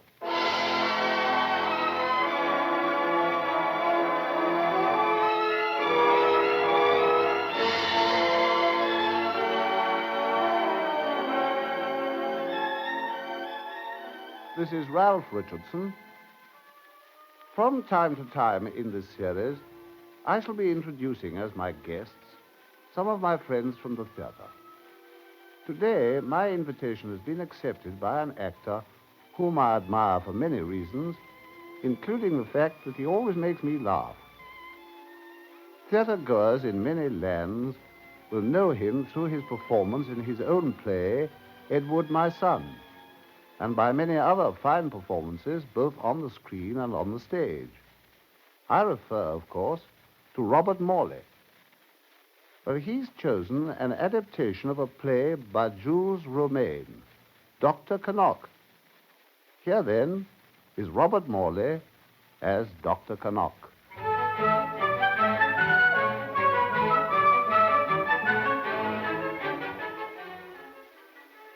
I am a sincere believer in the cause of medical science, and in the district where I have recently begun to practice, I think that I may claim that I have done more towards the instilling of a proper respect for medical science than most of my professional colleagues, certainly more than my predecessor, Dr. Parpellet. I well remember our first meeting just 3 short months ago. It was my first visit to the district, one of the most picturesque of France's mountain arrondissements. I had completed the purchase by correspondence of Dr. Parpellet's practice, and I had finally arrived to take it over from him. Well, the king is dead. Long live the king. Yes, my dear sir, from this moment. And I congratulate you. From this very moment, my practice is yours. If a patient calls before we leave, calls to consult me, my answer will be, no, my good friend, no. Here is your doctor now, Dr. Knock. I won't open my mouth again, professionally, unless you should do me the honor to call me into consultation. I should be most honored to do so in view of your local experience. You're very lucky, I might say, in finding a fellow like me ready to tempt fortune once again. Yes, indeed. Dr. Parpellet always promised himself that when he retired, it should be from a town practice. That's why he brought himself to leave the district at all, when he might have gone on making a fortune here. Yes, you're in luck, you know. A wonderful practice, this. A settled connection. All to yourself. Not another doctor near. A chemist who sticks to his job. And a town you can't spend money in if you try. No costly amusement. Why, in 6 months' time, you'll have saved what the practice has cost you twice over. The air here is very bracing. You can feel it. If you're a weakly child, you die in the first 6 months, before the doctor has time to do much for you. If you survive the first 6 months, well, you take a lot of killing. Apoplexies, bad hearts, oh, yes. People who are certain there's nothing the matter with them just fall down dead when they're 50. But you've not made your fortune by writing death certificates. No, of course not. Well, there's always influenza. Not the common influenza, of course. They rather like a touch of that now and again. They think a good septic cold once a year keeps them from catching all sorts of other things. No, I mean the big worldwide epidemics. But if I have to wait for a worldwide epidemic... I've seen 2. One in 1889 and the last one in 1918. You did fairly well out of them? Oh, yes. Michaelmas 1919. The books look very well indeed. Michaelmas 1919? Yes, you see, the people here only pay their bills every Michaelmas, every 29th of September. And today is October the 3rd. What a good time to choose for parting with one's practice. But if they come to your dispensary, of course, they pay on the nail. No, at Michaelmas. That's the custom. But if they only come once, you're never going to see them again. They pay at Michaelmas. Most of them, of course, only do come once. Really? Well, what about the regular patients? Regular patients? Well, the ones that you see 2 or 3 times a week, or, well, at least 2 or 3 times a month. My dear, do you hear that? Patients who come calling like the butcher and the baker. My dear Dr. Knock, when you've had a little more experience... No, believe me, you'll find this the very best type of practice. It leaves you so free. Evidently. I should have brought my fishing rod. Well, the situation is now crystal clear. My dear Dr. Popley, you have sold me for some 400,000 francs, which I still owe you, a practice which is worth about 40. but no, my dear... no, don't apologize. I'm not grumbling. But haven't you any money of your own? Not a penny. I live on what I earn. The sooner I get started, the better. As a matter of fact, I have a few ideas about improving this practice. There are just a few details you might help me with now. Now then, has St. Maurice got a town crier? Yes, he cries for lost dogs and sales of old furniture. Good. Now then, what's the population? 3,500, perhaps. 6,000 if you count the 2 villages beyond. Twice that in the whole district. Poor people mostly? Well, not all of them. Some of them are quite well off, but stingy. Are the women religious? No, please. Please, this is a very important point. They go to church. But do they think about God a lot? Oh, dear me, no. Good. Now, how about vice, drug-taking, blasphemy, political aberration? I fail to see. Drug-taking? No, hardly any. Politics? The usual thing. Much adultery? Would you say that conjugal infidelity was more epidemic or endemic? And in which category does it prevail? You really do ask the most amazing questions. There's no more here than elsewhere. Bless. What chance have they? The way people spy on you. Good. Now, you've nothing else to tell me? No queer religions, superstitions, orders of druids and things like that? No old herb women? No white witches? No, nothing like that. Good. Then the reign of medical science can begin. I am strongly convinced that St. Maurice offers more opportunities than you think.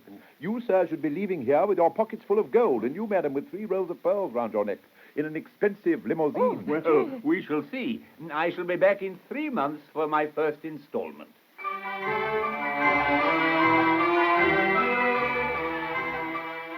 Obviously, there was no time to be lost. But before any results could be expected, there were 1 or 2 alliances to be formed. I began to make them forthwith. So you are the town crier? Yes, Mr. Knock. Dr. Knock. When I speak to you, please answer yes, doctor, or no, doctor. And when you talk of me, say the doctor did this, or the doctor said so-and-so, to thing I'm most particular about. Yes, doctor. Now then, what did you make of my predecessor here, Dr. Parpellet? Not much, I didn't. Some did. But you'd come here to see him, and 9 times out of 10, he'd say, be off with you. There's nothing wrong with you. You'll be all right tomorrow, he'd say. Really? Yeah. Or he'd tell you to take some tuppenny remedy. Drink a glass of hot water first thing in the morning, or a cup of chamomile tea when you went to bed. Now, when a man pays 8 francs for his doctor, he does like his physic to cost something. Well, naturally. I'm sorry to hear that. What did you charge Dr. Popley when he employed you professionally? We never did. Not in 30 years. Well, things are going to be different now. Are you free this morning? Good. Now then, this is what I want you to cry for me. Can you read my writing? It says, Dr. Knock, who has taken over Dr. Popley's practice, presents his compliments to the inhabitants of St. Maurice, and begs to inform them that in the public interest, and with the hope of checking the alarming increase of those diseases which are now spreading through this once healthy district, he will give from 9:30 to 11 every Monday morning free consultation and advice. To strangers, the cost will be 8 francs, as usual. Oh, that's a great scheme. They'll think a lot of that. In the public interest. Yeah, and today's Monday, and it's market day. There's a lot of country folk coming to town. Why, when they've heard me cry that, you won't have room for 'em all. I'll manage. The public health must be safeguarded. Nothing is more important. I can see that you're a man of sense and public spirit yourself. I rely on you. While you're here, perhaps I'd better have a look at you, too. Now then, there is something, isn't there? Well, when I've had my dinner, I sometimes get a sort of a feeling. Sort of here. Show me the exact spot. There? Or there? Quite so, between the two.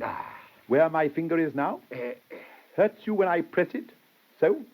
Yes, it sort of hurts. Ah. You feel it more than usual after you've been eating venison? You do, don't you? I don't eat venison, but if I did, I believe I would. Ah, now we're getting at it. That's most important. How old are you? 51. 52 next year. 52 next year. Well, my friend. Well, well. You can work today as usual. That won't hurt you. But go to bed early. Tomorrow, stop in bed. I'll come and see you. I shan't charge you anything, but don't go telling people that, mind. Oh, thank you, Doctor. Thank you. But is it something serious? No, no, no. We won't call it serious yet. We're taking it in time. Just in time. As you'll be working today, you can take a little soup. Tomorrow, we'll see what we can really cut you off. Till then, good luck.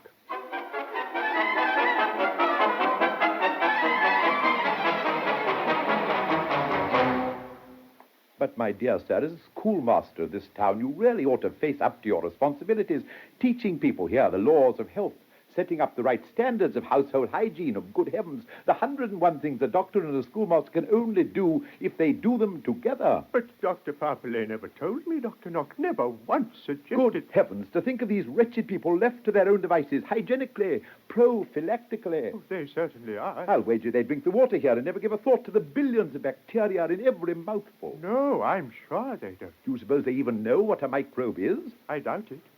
Some of them may have heard the word, but I expect they think it's a sort of fly. Terrible, terrible. Well, my dear Monsieur Bernard, it'll naturally take a little time now to destroy this fool's paradise.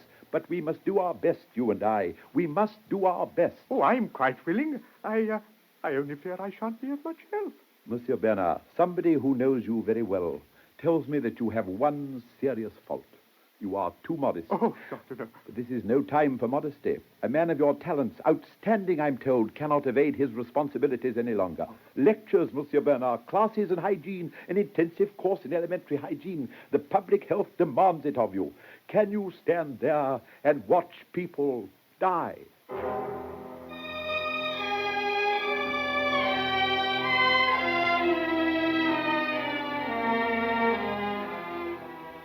Monsieur Mousquet, pray sit down. Thank you. You're the town chemist. A position of unusual trust.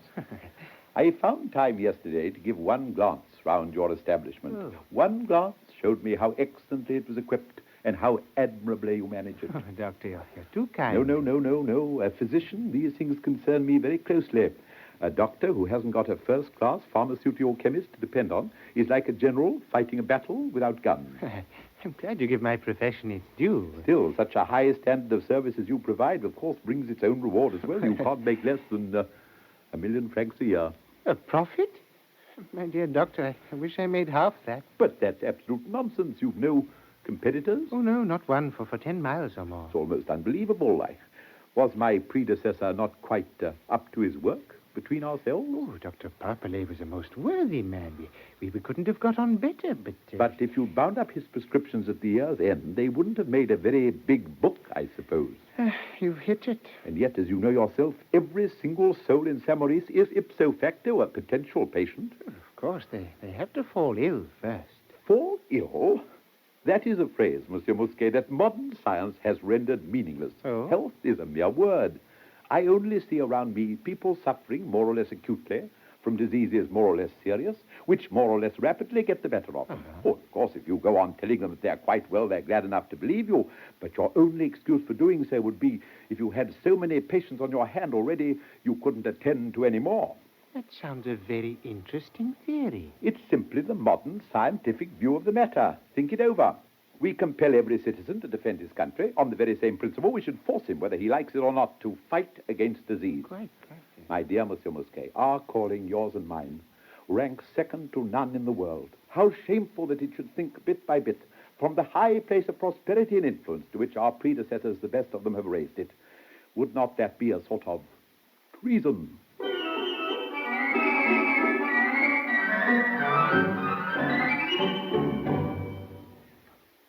In a moment, we continue Theatre Royal with your host, Sir Ralph Richardson.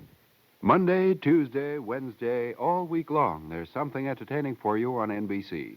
Mondays mean music, with a parade of programs ranging from light melodic drama to operatic selections. Then, for a session of super sleuthing, tune in Tuesdays. You'll share adventures with Barry Craig, confidential investigator, and take part in another true story of your police force in action on Dragnet. While later, Dane Clark brings excitement on Crime and Peter Chambers. And what about Wednesdays? Variety is in order for your midweek enjoyment, quizzing on Walk a Mile and Groucho Marx's You Bet Your Life. The Great Gildersleeve supplies comedy, while Big Story brings you the facts behind one reporter's headline feature. For adventurous doings in adventurous settings, Thursdays take you to the West with Roy Rogers and later James Stewart on Six Shooter. Then to the waterfront area of New Orleans for a voyage with Jason and the Golden Fleece. And Friday is sheer fun in the company of Bob Hope, Phil Harris, and Alice Faye, and all the storytellers on Can You Top This? So stay with us all week, won't you, on NBC. We now continue Theatre Royal with your host, Sir Ralph Richardson.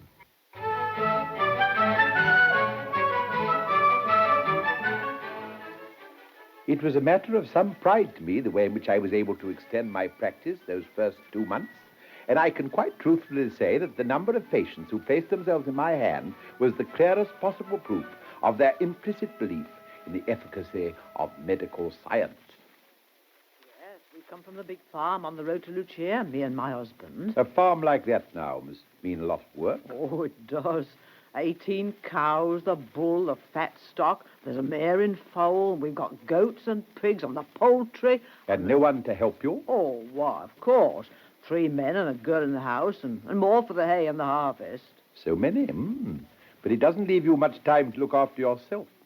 And you feel ill. No, not ill exactly, but I get blown. Blown? Oh, yes, of course, blown. Show me your tongue. Oh, dear. Not much appetite? No, not really. Bend over, will you please? Breathe.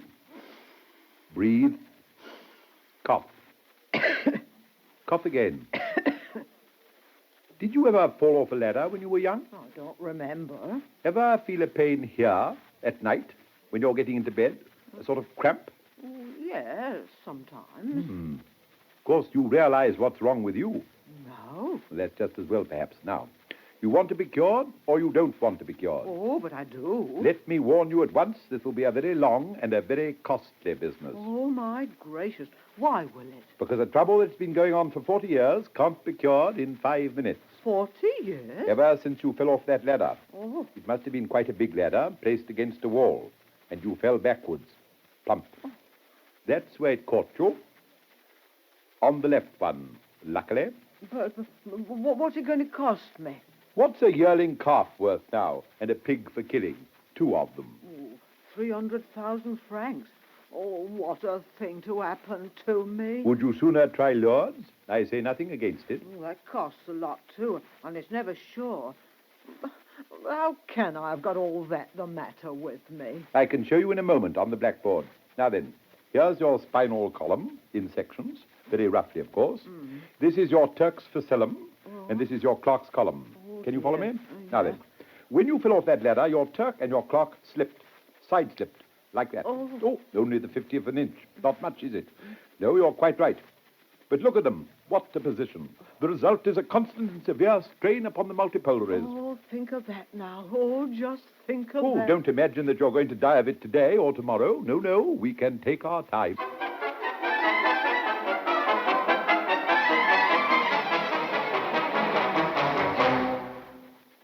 Yes, Doctor, you may well be surprised to see me. A little surprised. Oh, when a Madame Fan, that is a Mademoiselle Lampouma that was, comes with all the rest of free treatment, it is rather astonishing, isn't it? But the greater the compliment, madam, and I am conscious of it. Our family, of course, goes back to the 13th century, but I won't pretend that my income's what it was. Only last year I had to sell a 300-acre estate of ours, La Michoui. I still wonder whether I did right. It depends what you invested the money in, madam. I bought oil shares, Doctor. What do you think of oil? One of the most useful of minerals. As an investment, speculative rather, apt to rise a little and then fall a lot, for no very apparent reason. Oh, it'll make me go cold all over. Oh, you don't know what the worry the managing of a few little pennies is to me. But you're wondering perhaps what I've come for, lining up with all my tenants for a free visit. Whatever your reasons, madam, I know they were good ones. It's just that I've heard such good reports of the perfectly splendid work you've been doing since you came into the district. And I thought to myself, I know what the people round here are. They'll none of them go near him, and that's all the thanks he'll get. But then I said to myself, if they see that a Madame Pont, a Mademoiselle L'Empoumard that was, is not ashamed to pay a free visit to the doctor, why, neither will they be. The least thing I do is remarked upon quite naturally. A most praiseworthy step to take, madam, and I thank you for it. While I'm here, there is one little thing. What with my tenants and my investments, I worry so much. There are whole nights, I do assure you, when I simply can't sleep. It's most exhausting. I suppose you don't know a cure for sleeplessness. Have you suffered from insomnia long? Did you ever consult Dr. Parpillay about it? Oh, Dr. Parpillay.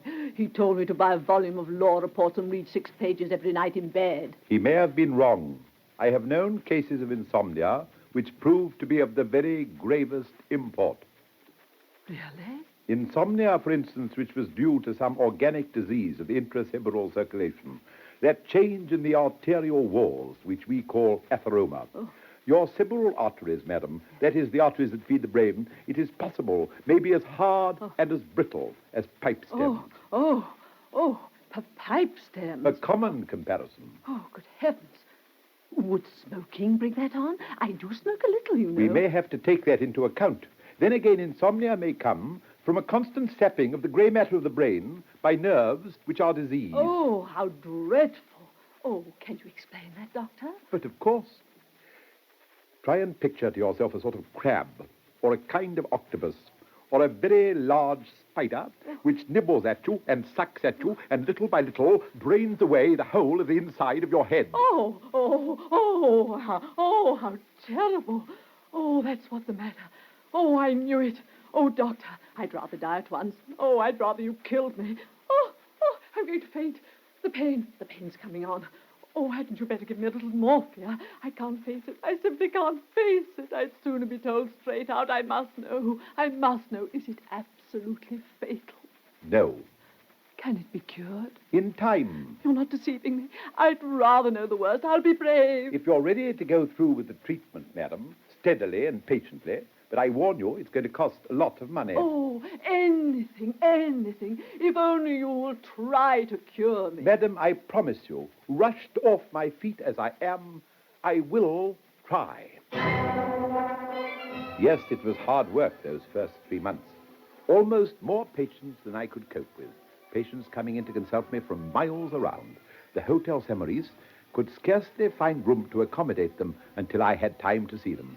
It was converted, at my suggestion, into a sort of sanatorium where I could give them proper attention in the privacy of their own rooms. Madame Remy, the manageress, was hard put to it, poor soul. She had to take on a vastly increased staff to attend to them properly. Indeed, when Dr. Parpillay returned to the town at the end of the first 3 months to claim his first quarterly payment of me, he could scarcely find accommodation. Good morning, sir. Can I do anything for you? Thank you, nurse. I want Madame Remy. This is still the Saint-Maurice Hotel? Yes, but may I ask what you want to see Madame Remy for? I want her to show me to my room. You're one of the patients that are expected.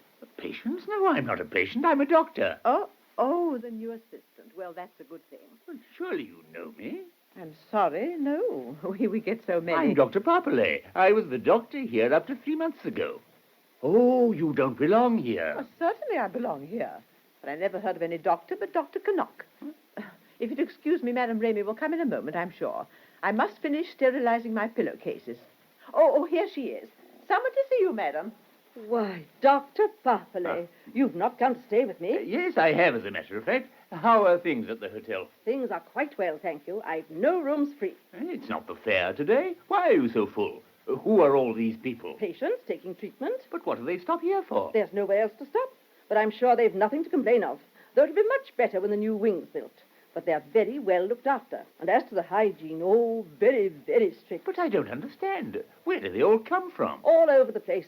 Everyone's heard of Dr. Knock, and they all want to consult him. Huh? They don't always know what's wrong with them, but they all know there's something. And it's lucky for them Dr. Knock's here to advise them. Oh? Why? The way they were going on and never giving a thought to it, eating things and drinking things and doing everything they shouldn't. Dr. Knock here yet? Why, Dr. Potbelly. I thought it was a ghost. Well, you are a stranger. How long is it since you left? 3 months, that's all, Monsieur Mousquet. Madame Mousquet is well, I hope? Oh, much better. Why? Was something the matter with her? You don't remember? Oh, no, of course you wouldn't. The headache she was always complaining of, well, she doesn't get them any longer. One now and again, of course, from overwork. Oh, things are terribly busy at the shop these days. Just can't keep pace with the prescriptions. As for poor Dr. Knock, still, as he says, it does you good to know you're benefiting your fellow creatures. Here he is. Good morning, Doctor. Good morning, Mousquet. Why, Dr. Popley, I was just thinking about you. Have you had a good journey? We've got some business together, haven't we? That first installment. Oh, you'd like to be alone, gentlemen. I'll be in number 15. You know, Dr. Knock, I'm frankly amazed, quite amazed. You are, eh? I keep very careful records. Shall I show you one or two of them, just for your own eye? You won't have forgotten our talk of 3 months ago, eh? Now then, first, patient seen. Curve showing weekly totals, leaving out those that I see free on Mondays. Mid-October, 37. End of October, 90. End of November, 128. End of December, well, that's not added up yet, but it'll be over 150. Now then, here's regular treatments. End of November, 121. End of December, that'll be about 250. You're making fun of me. But what is there extraordinary in that? We have 2,853 households in the district, and there are 1,502 incomes of over 12,000 francs. But how do you know that? Never mind, that took some doing. I spent all October on it. I see. Here in this town live some hundreds of people, a featureless, meaningless mass of humanity. What is my task? To rescue and resolve each one of them into a scientific individuality, into a medical existence of his own. I put a man to bed. I watch. I wait. Something will come of it. You can't put a whole town to bed. Why not? That remains to be seen. I believe I'm the only man among you that would put a whole town to bed and keep it in bed until I found out what was really the matter with it. Look at this valley below us. Do you see? The first time I stood at this window looking out, the morning after I came here, I wasn't overconfident, I can tell you. It didn't seem to make much odds whether I stood here or not. The whole place turned its back on me. But now, like an organist at his keyboard, I pull a stop, I touch a note, and from far off, the sounds respond. In 250 of those houses, we can't see them all for the distance of the trees, there are 250 rooms, and in each one of them at this very moment, somebody is testifying to the might of medical science. Upon 250 beds, those prostrate forms bear witness to life's meaning, and through me are made one with the great cause I serve. My dear friend, my colleague, I have something to suggest to you. What? A little country town's no use to a man like you. You need a city to work in. Let me hand over to you my practice in Lyon, my new one, and let me come back to practice here. Oh, no. I hardly think that would be a good idea, or acceptable to Saint Maurice. To Madame Remy at this hotel, for instance, or to Monsieur Mousquet, the chemist, for instance. No, I hardly think this is the place for you now. Stay for a day or two, by all means. I really think you ought to take a day or two's rest. You're not serious, are you? The way you said that, if I didn't know the ropes myself, your manner, the way you look at me, as if you saw right inside one. Oh, very well done indeed. It is interesting, for really, you know, I do it quite unconsciously. The moment I set eyes on a man, I begin to diagnose his case, whether I mean to or not. Forgive me, I don't want to make too much of it, but I've a reason for asking. When you say that I need a day or two's rest, were you in fun or were you... because it does fit in with something that's been a little on my mind lately. I've been noticing one or two trifling things about myself, which have, well, I won't say worried me, but... So that just for the interest of it, I'd like to know whether my own observations fit in, so to speak, with this automatic diagnosis of yours. My dear sir, for the moment, we will let that be. I must begin my rounds, but you'll lunch with me, please. And as to the state of your health and whatever may need to be done about it, we can go into that in my consulting room this afternoon at our leisure.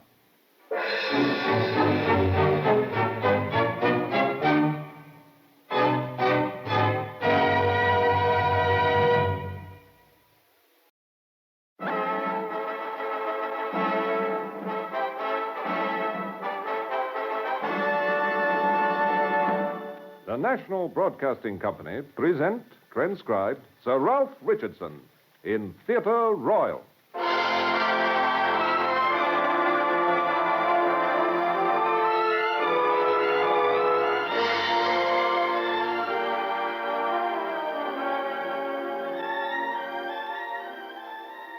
This is Ralph Richardson.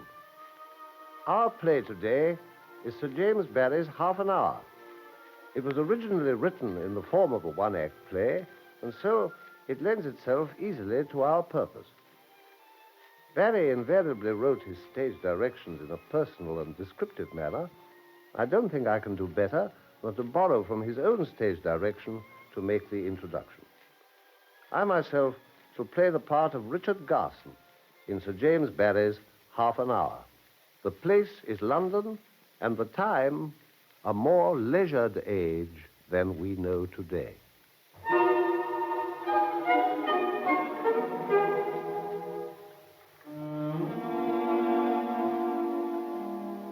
Mr. Garson, we can hardly call him the hero of the story.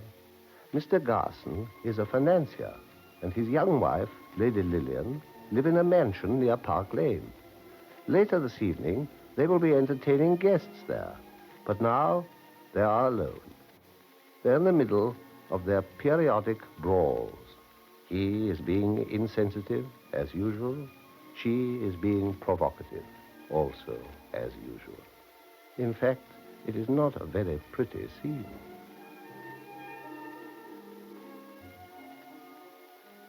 Why don't you strike me, Richard? After all, I'm only a woman, and there's no one within call. A woman, you useless thing. That's just what you're not. How strong you are, aren't you? No wonder I love you. Look how you've crumpled my frock. Well, you certainly asked for it. Did I? You know, I can't make up my mind whether green is really my color. What do you think? What color do you best like to knock me about in, Richard? You mind what you're saying. Well, do you mind telling me what all this scene has been about? Oh, I can't even remember.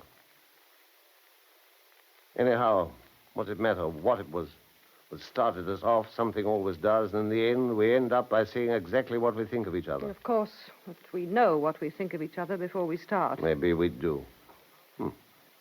But how many times have I said to that father of yours... Oh, Pops. By the way, I never heard how much you paid him for me when we got married. One way and another, a good £20,000. I can't help feeling proud. If I could have got you for half, I wouldn't have had you. I'd like you to say that, Richard. Still, there are other women for whom you could have paid even more. There must have been some reason why you picked on me. Oh, you rotten old aristocratic families. All so poor and so well turned out. The come-on look in the melting eyes of you and the disdain of you.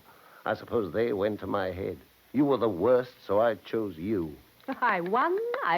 Oh, you didn't need to come to me unless you liked, you know. I admit that. It was your money that brought me. Quite so.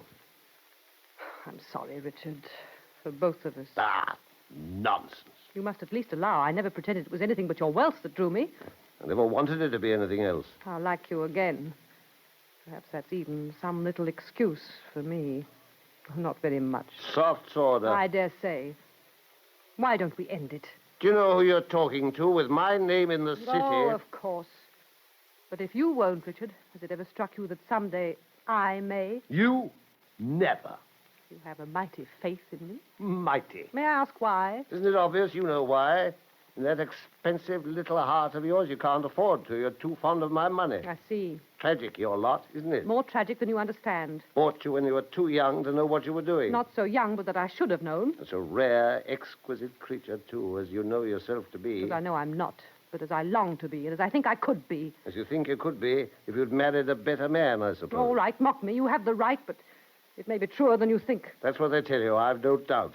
Who tell me? Those young cubs who live on your father. If I was to let them tell me what they would like to say... Ah, then... but they do, my pet. And when they've finished, you tell them they mustn't say things like that, and your lip trembles, and one sad tear sits in your sweet eyes. The same little tear that comes when you've overdrawn your allowance. How you read me. I think so. I think I know the stuff you're made of. I wouldn't try any heroics, Lillian. You can't live up to them. I haven't the courage, I suppose. Oh, you've the sort of pluck that let the French jack-o'-dandies go tripping to the guillotine.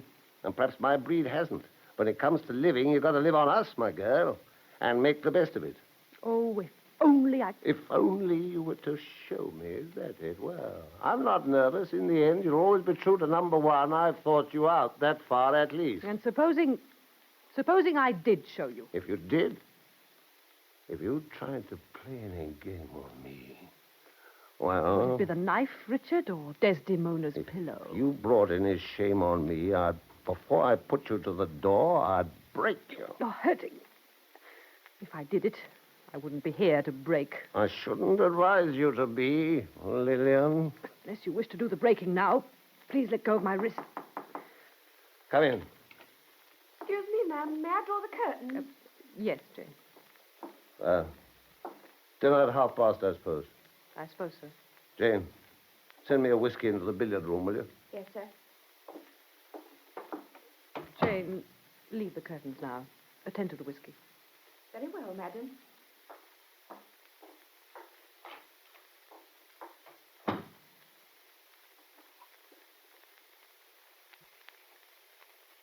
Richard, when you read this, you will know that I've left you forever. I've known for a long time the love of a man that I can really respect. Not rich, as you are, but a man who asks nothing more of life than that I should be with him. He's asked me to go away with him, far away, to Egypt, and I've made up my mind to do so. I wish you to know his name. It is Hugh Peyton. When you've divorced me, I hope to be his wife. Lillian. I'm leaving the emeralds in the drawer of your desk with this note. I do not wish to have anything with me which might remind me of your unkindness.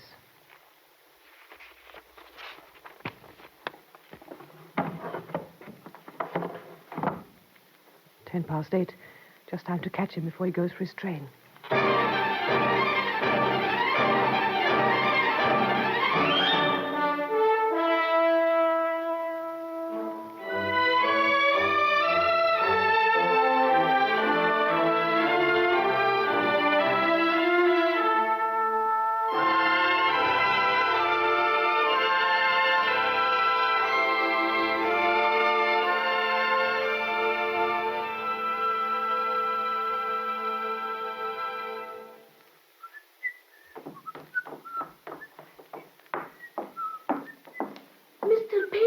Well, what is it, Susie?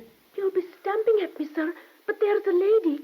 A lady? I told her you were finishing packing and going away to Egypt, but she would come up. Lillian. Oh, my dear. No, Hugh, please listen to me first. You see, I've changed my mind and come after all. My darling. Yes, I'm here to go with you if you'll have me still. But, oh, Hugh, let there be no more mistakes. Don't have me, dear, if you'd rather not. Lillian. Dearest. This isn't really a shock to you, is it? Hugh, you don't despise me in your heart for coming? Dear.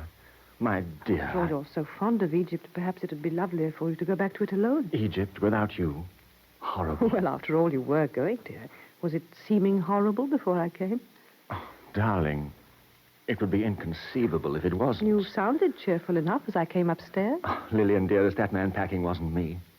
I only began to be again when you came through that door. But...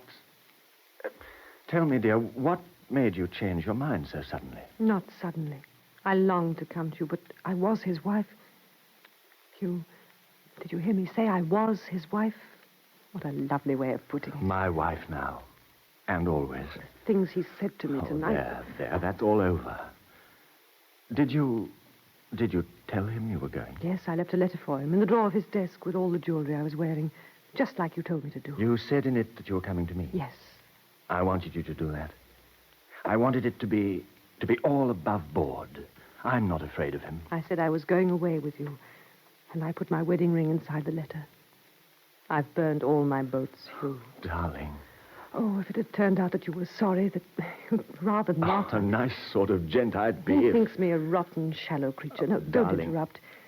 Perhaps I was so with him, dear. What was bad in each of us seemed to call to the other.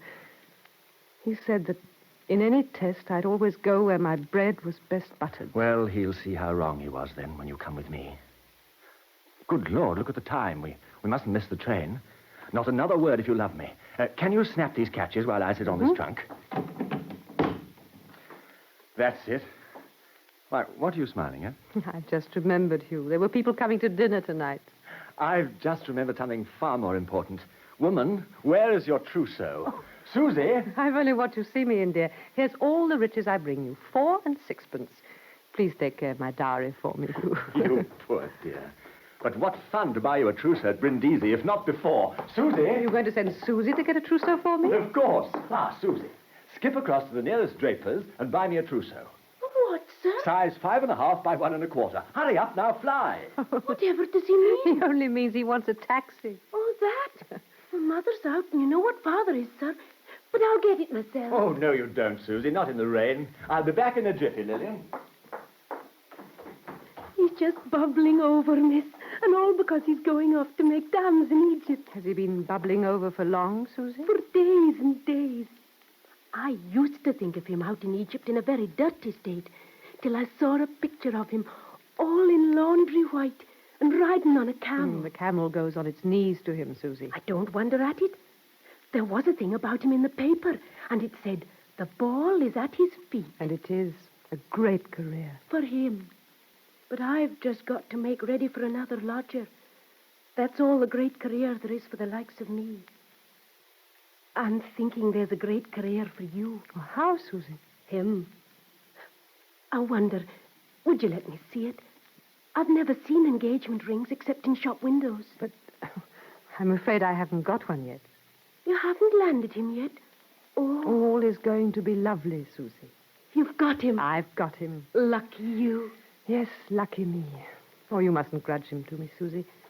I haven't always been lucky with men. Men? Oh, men. Most men deserves all they get.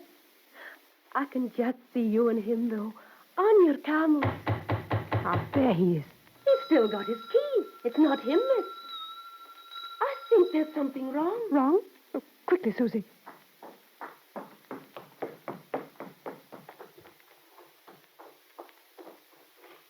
What is it? Could you tell me that Mr. Payton is here? Oh, you are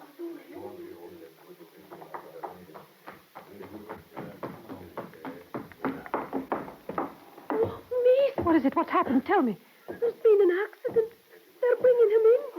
Oh, Mr. Payton. Oh, Susie, it can't be. It's him. He was run over. My name is Dr. Brody. My poor lady, have they told you? Tell me. Your husband, he was knocked over by a motor bus. He ran out of the news here. It was raining and the driver couldn't pull up on the wet road.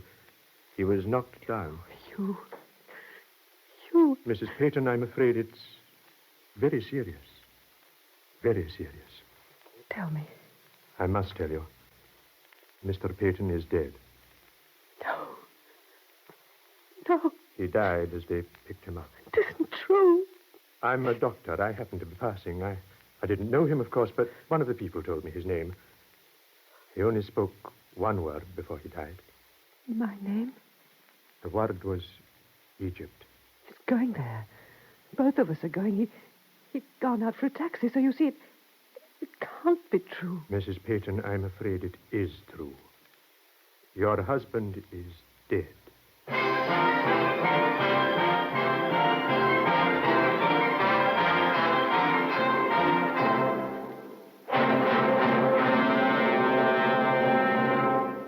In a moment, we continue Theatre Royal, starring Sir Ralph Richardson.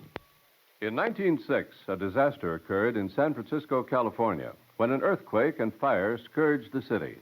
The story of how the courageous citizens and military personnel worked to put out the fires and save the city from utter destruction is the dramatic subject of Inheritance this week. Have you heard this important series, pinpointing great moments in American history? If not, tune in later for tonight's inspiring historical recreation. Then, for an inside picture of history in the making, hear John L. Lewis, President of the United Mine Workers of America, as he attempts to answer the barrage of questions fired at him by the panel of top newsmen on Meet the Press. All ahead tonight, so keep listening. And why not take a beforehand look at what's coming on your Monday through Friday roster? A longtime favorite is comedian Bob Hope. Now he's making new friends among the housewives' circle. Hear the comic every weekday morning when he interviews interesting personalities from the studio audience. reads some true funny stories from listeners and engages in a bit of off-the-cuff repartee with announcer straight man Bill Goodwin. And Fibber McGee and Molly visit with you nightly, too. All lots of fun. So get into the NBC habit. It's one you're sure to enjoy. We now continue Theatre Royal, starring Sir Ralph Richardson.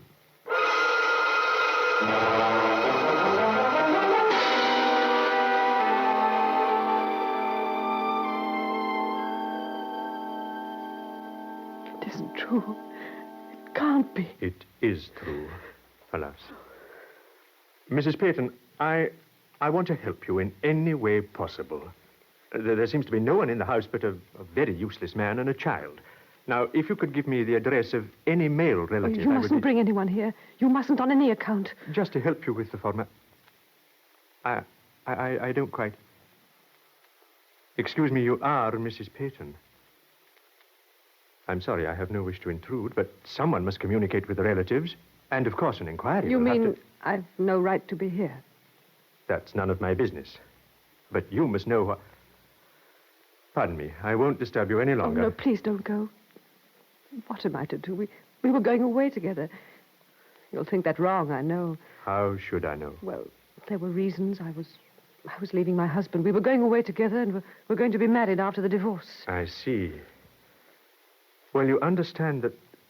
Well, there'll have to be an inquest. And if you're found here, you may be called on to give evidence. Oh, no, I couldn't possibly... Then my advice is leave here immediately before I call the police. If they've not been called already. Yes, I think that might be best for both of you.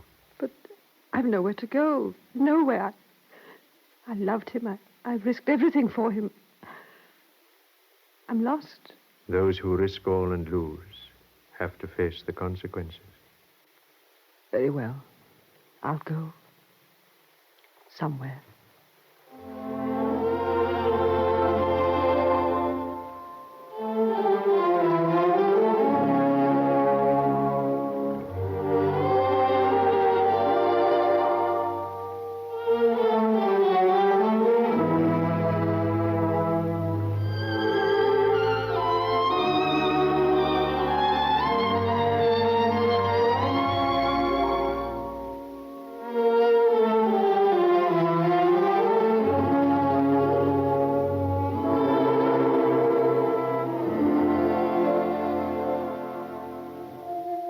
What time are they coming with us?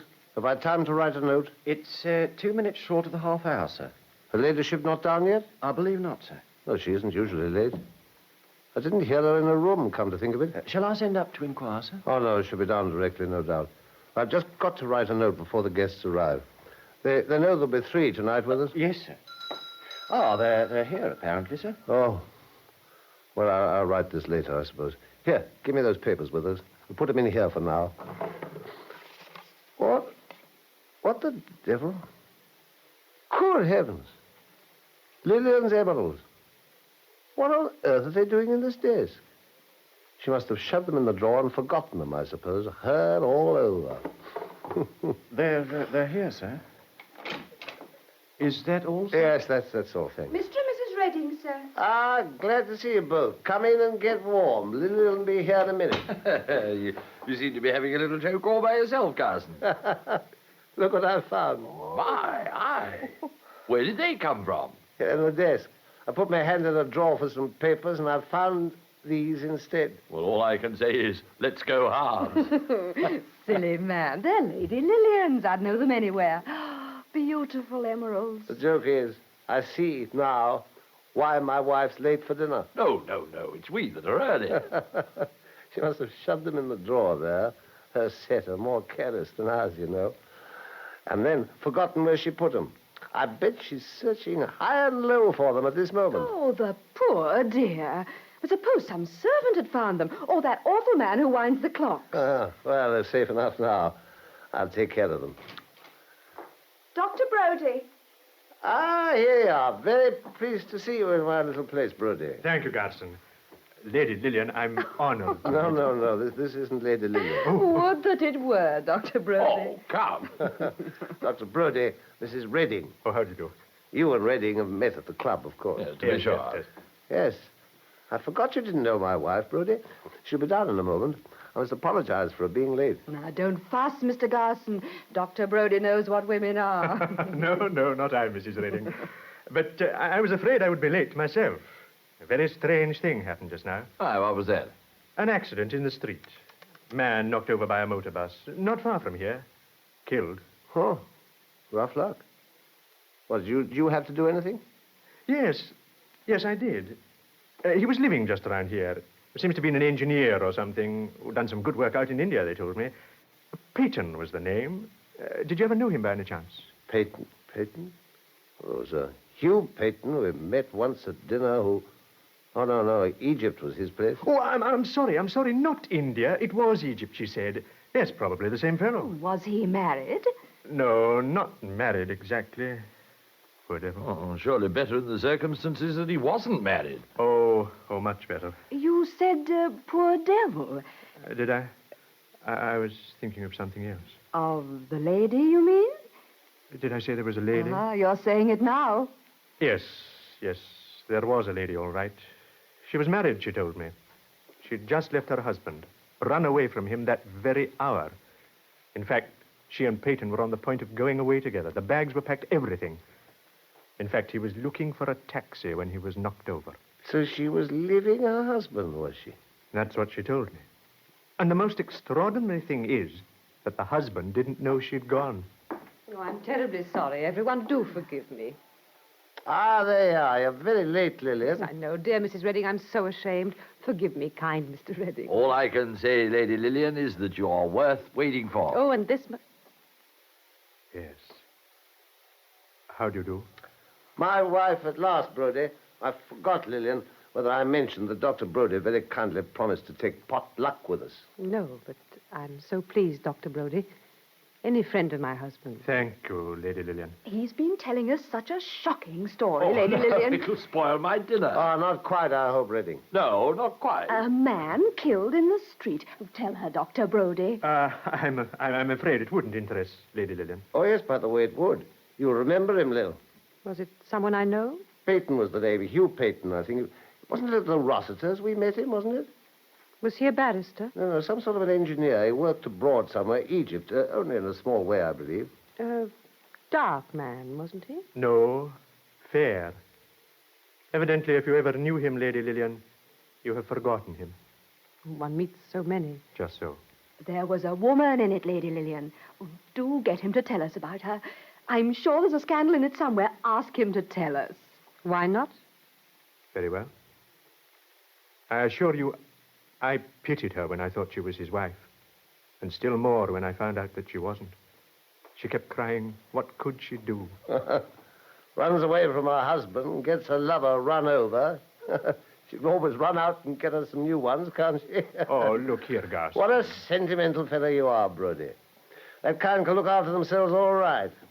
After all, she told you she was married, didn't she? Well, by Jove, supposing she just bolts back to unsuspecting number one. Her husband, I mean. Oh, Lord. When she left the house at my request, I couldn't have thought so despicably of her as that. Is it more abject than my husband's other end for her? Would have to be one of the two. Yes, it would have to be one of the two.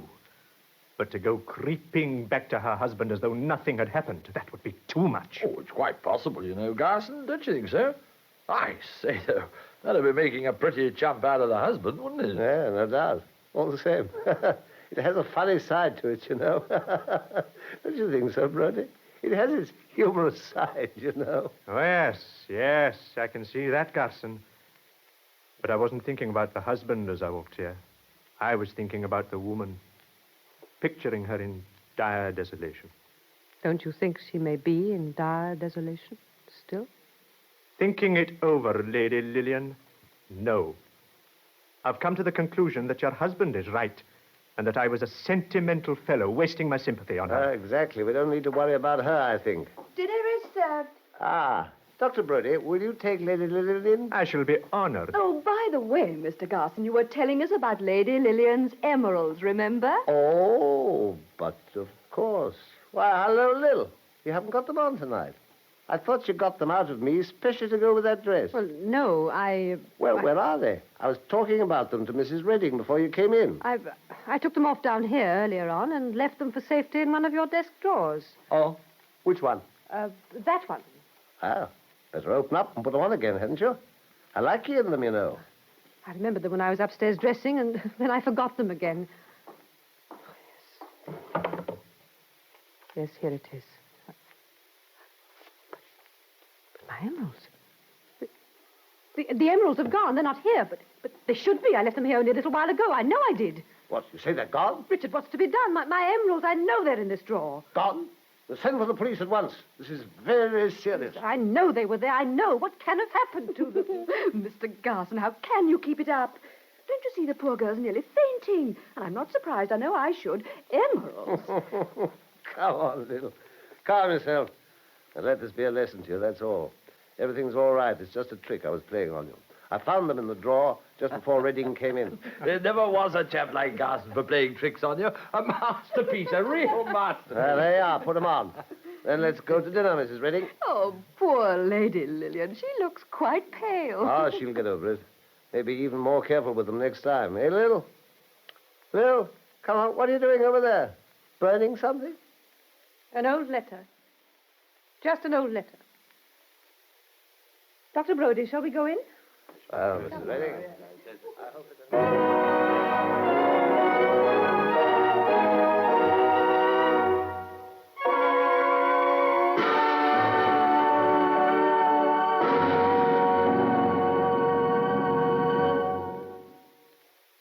This is Ralph Richardson again.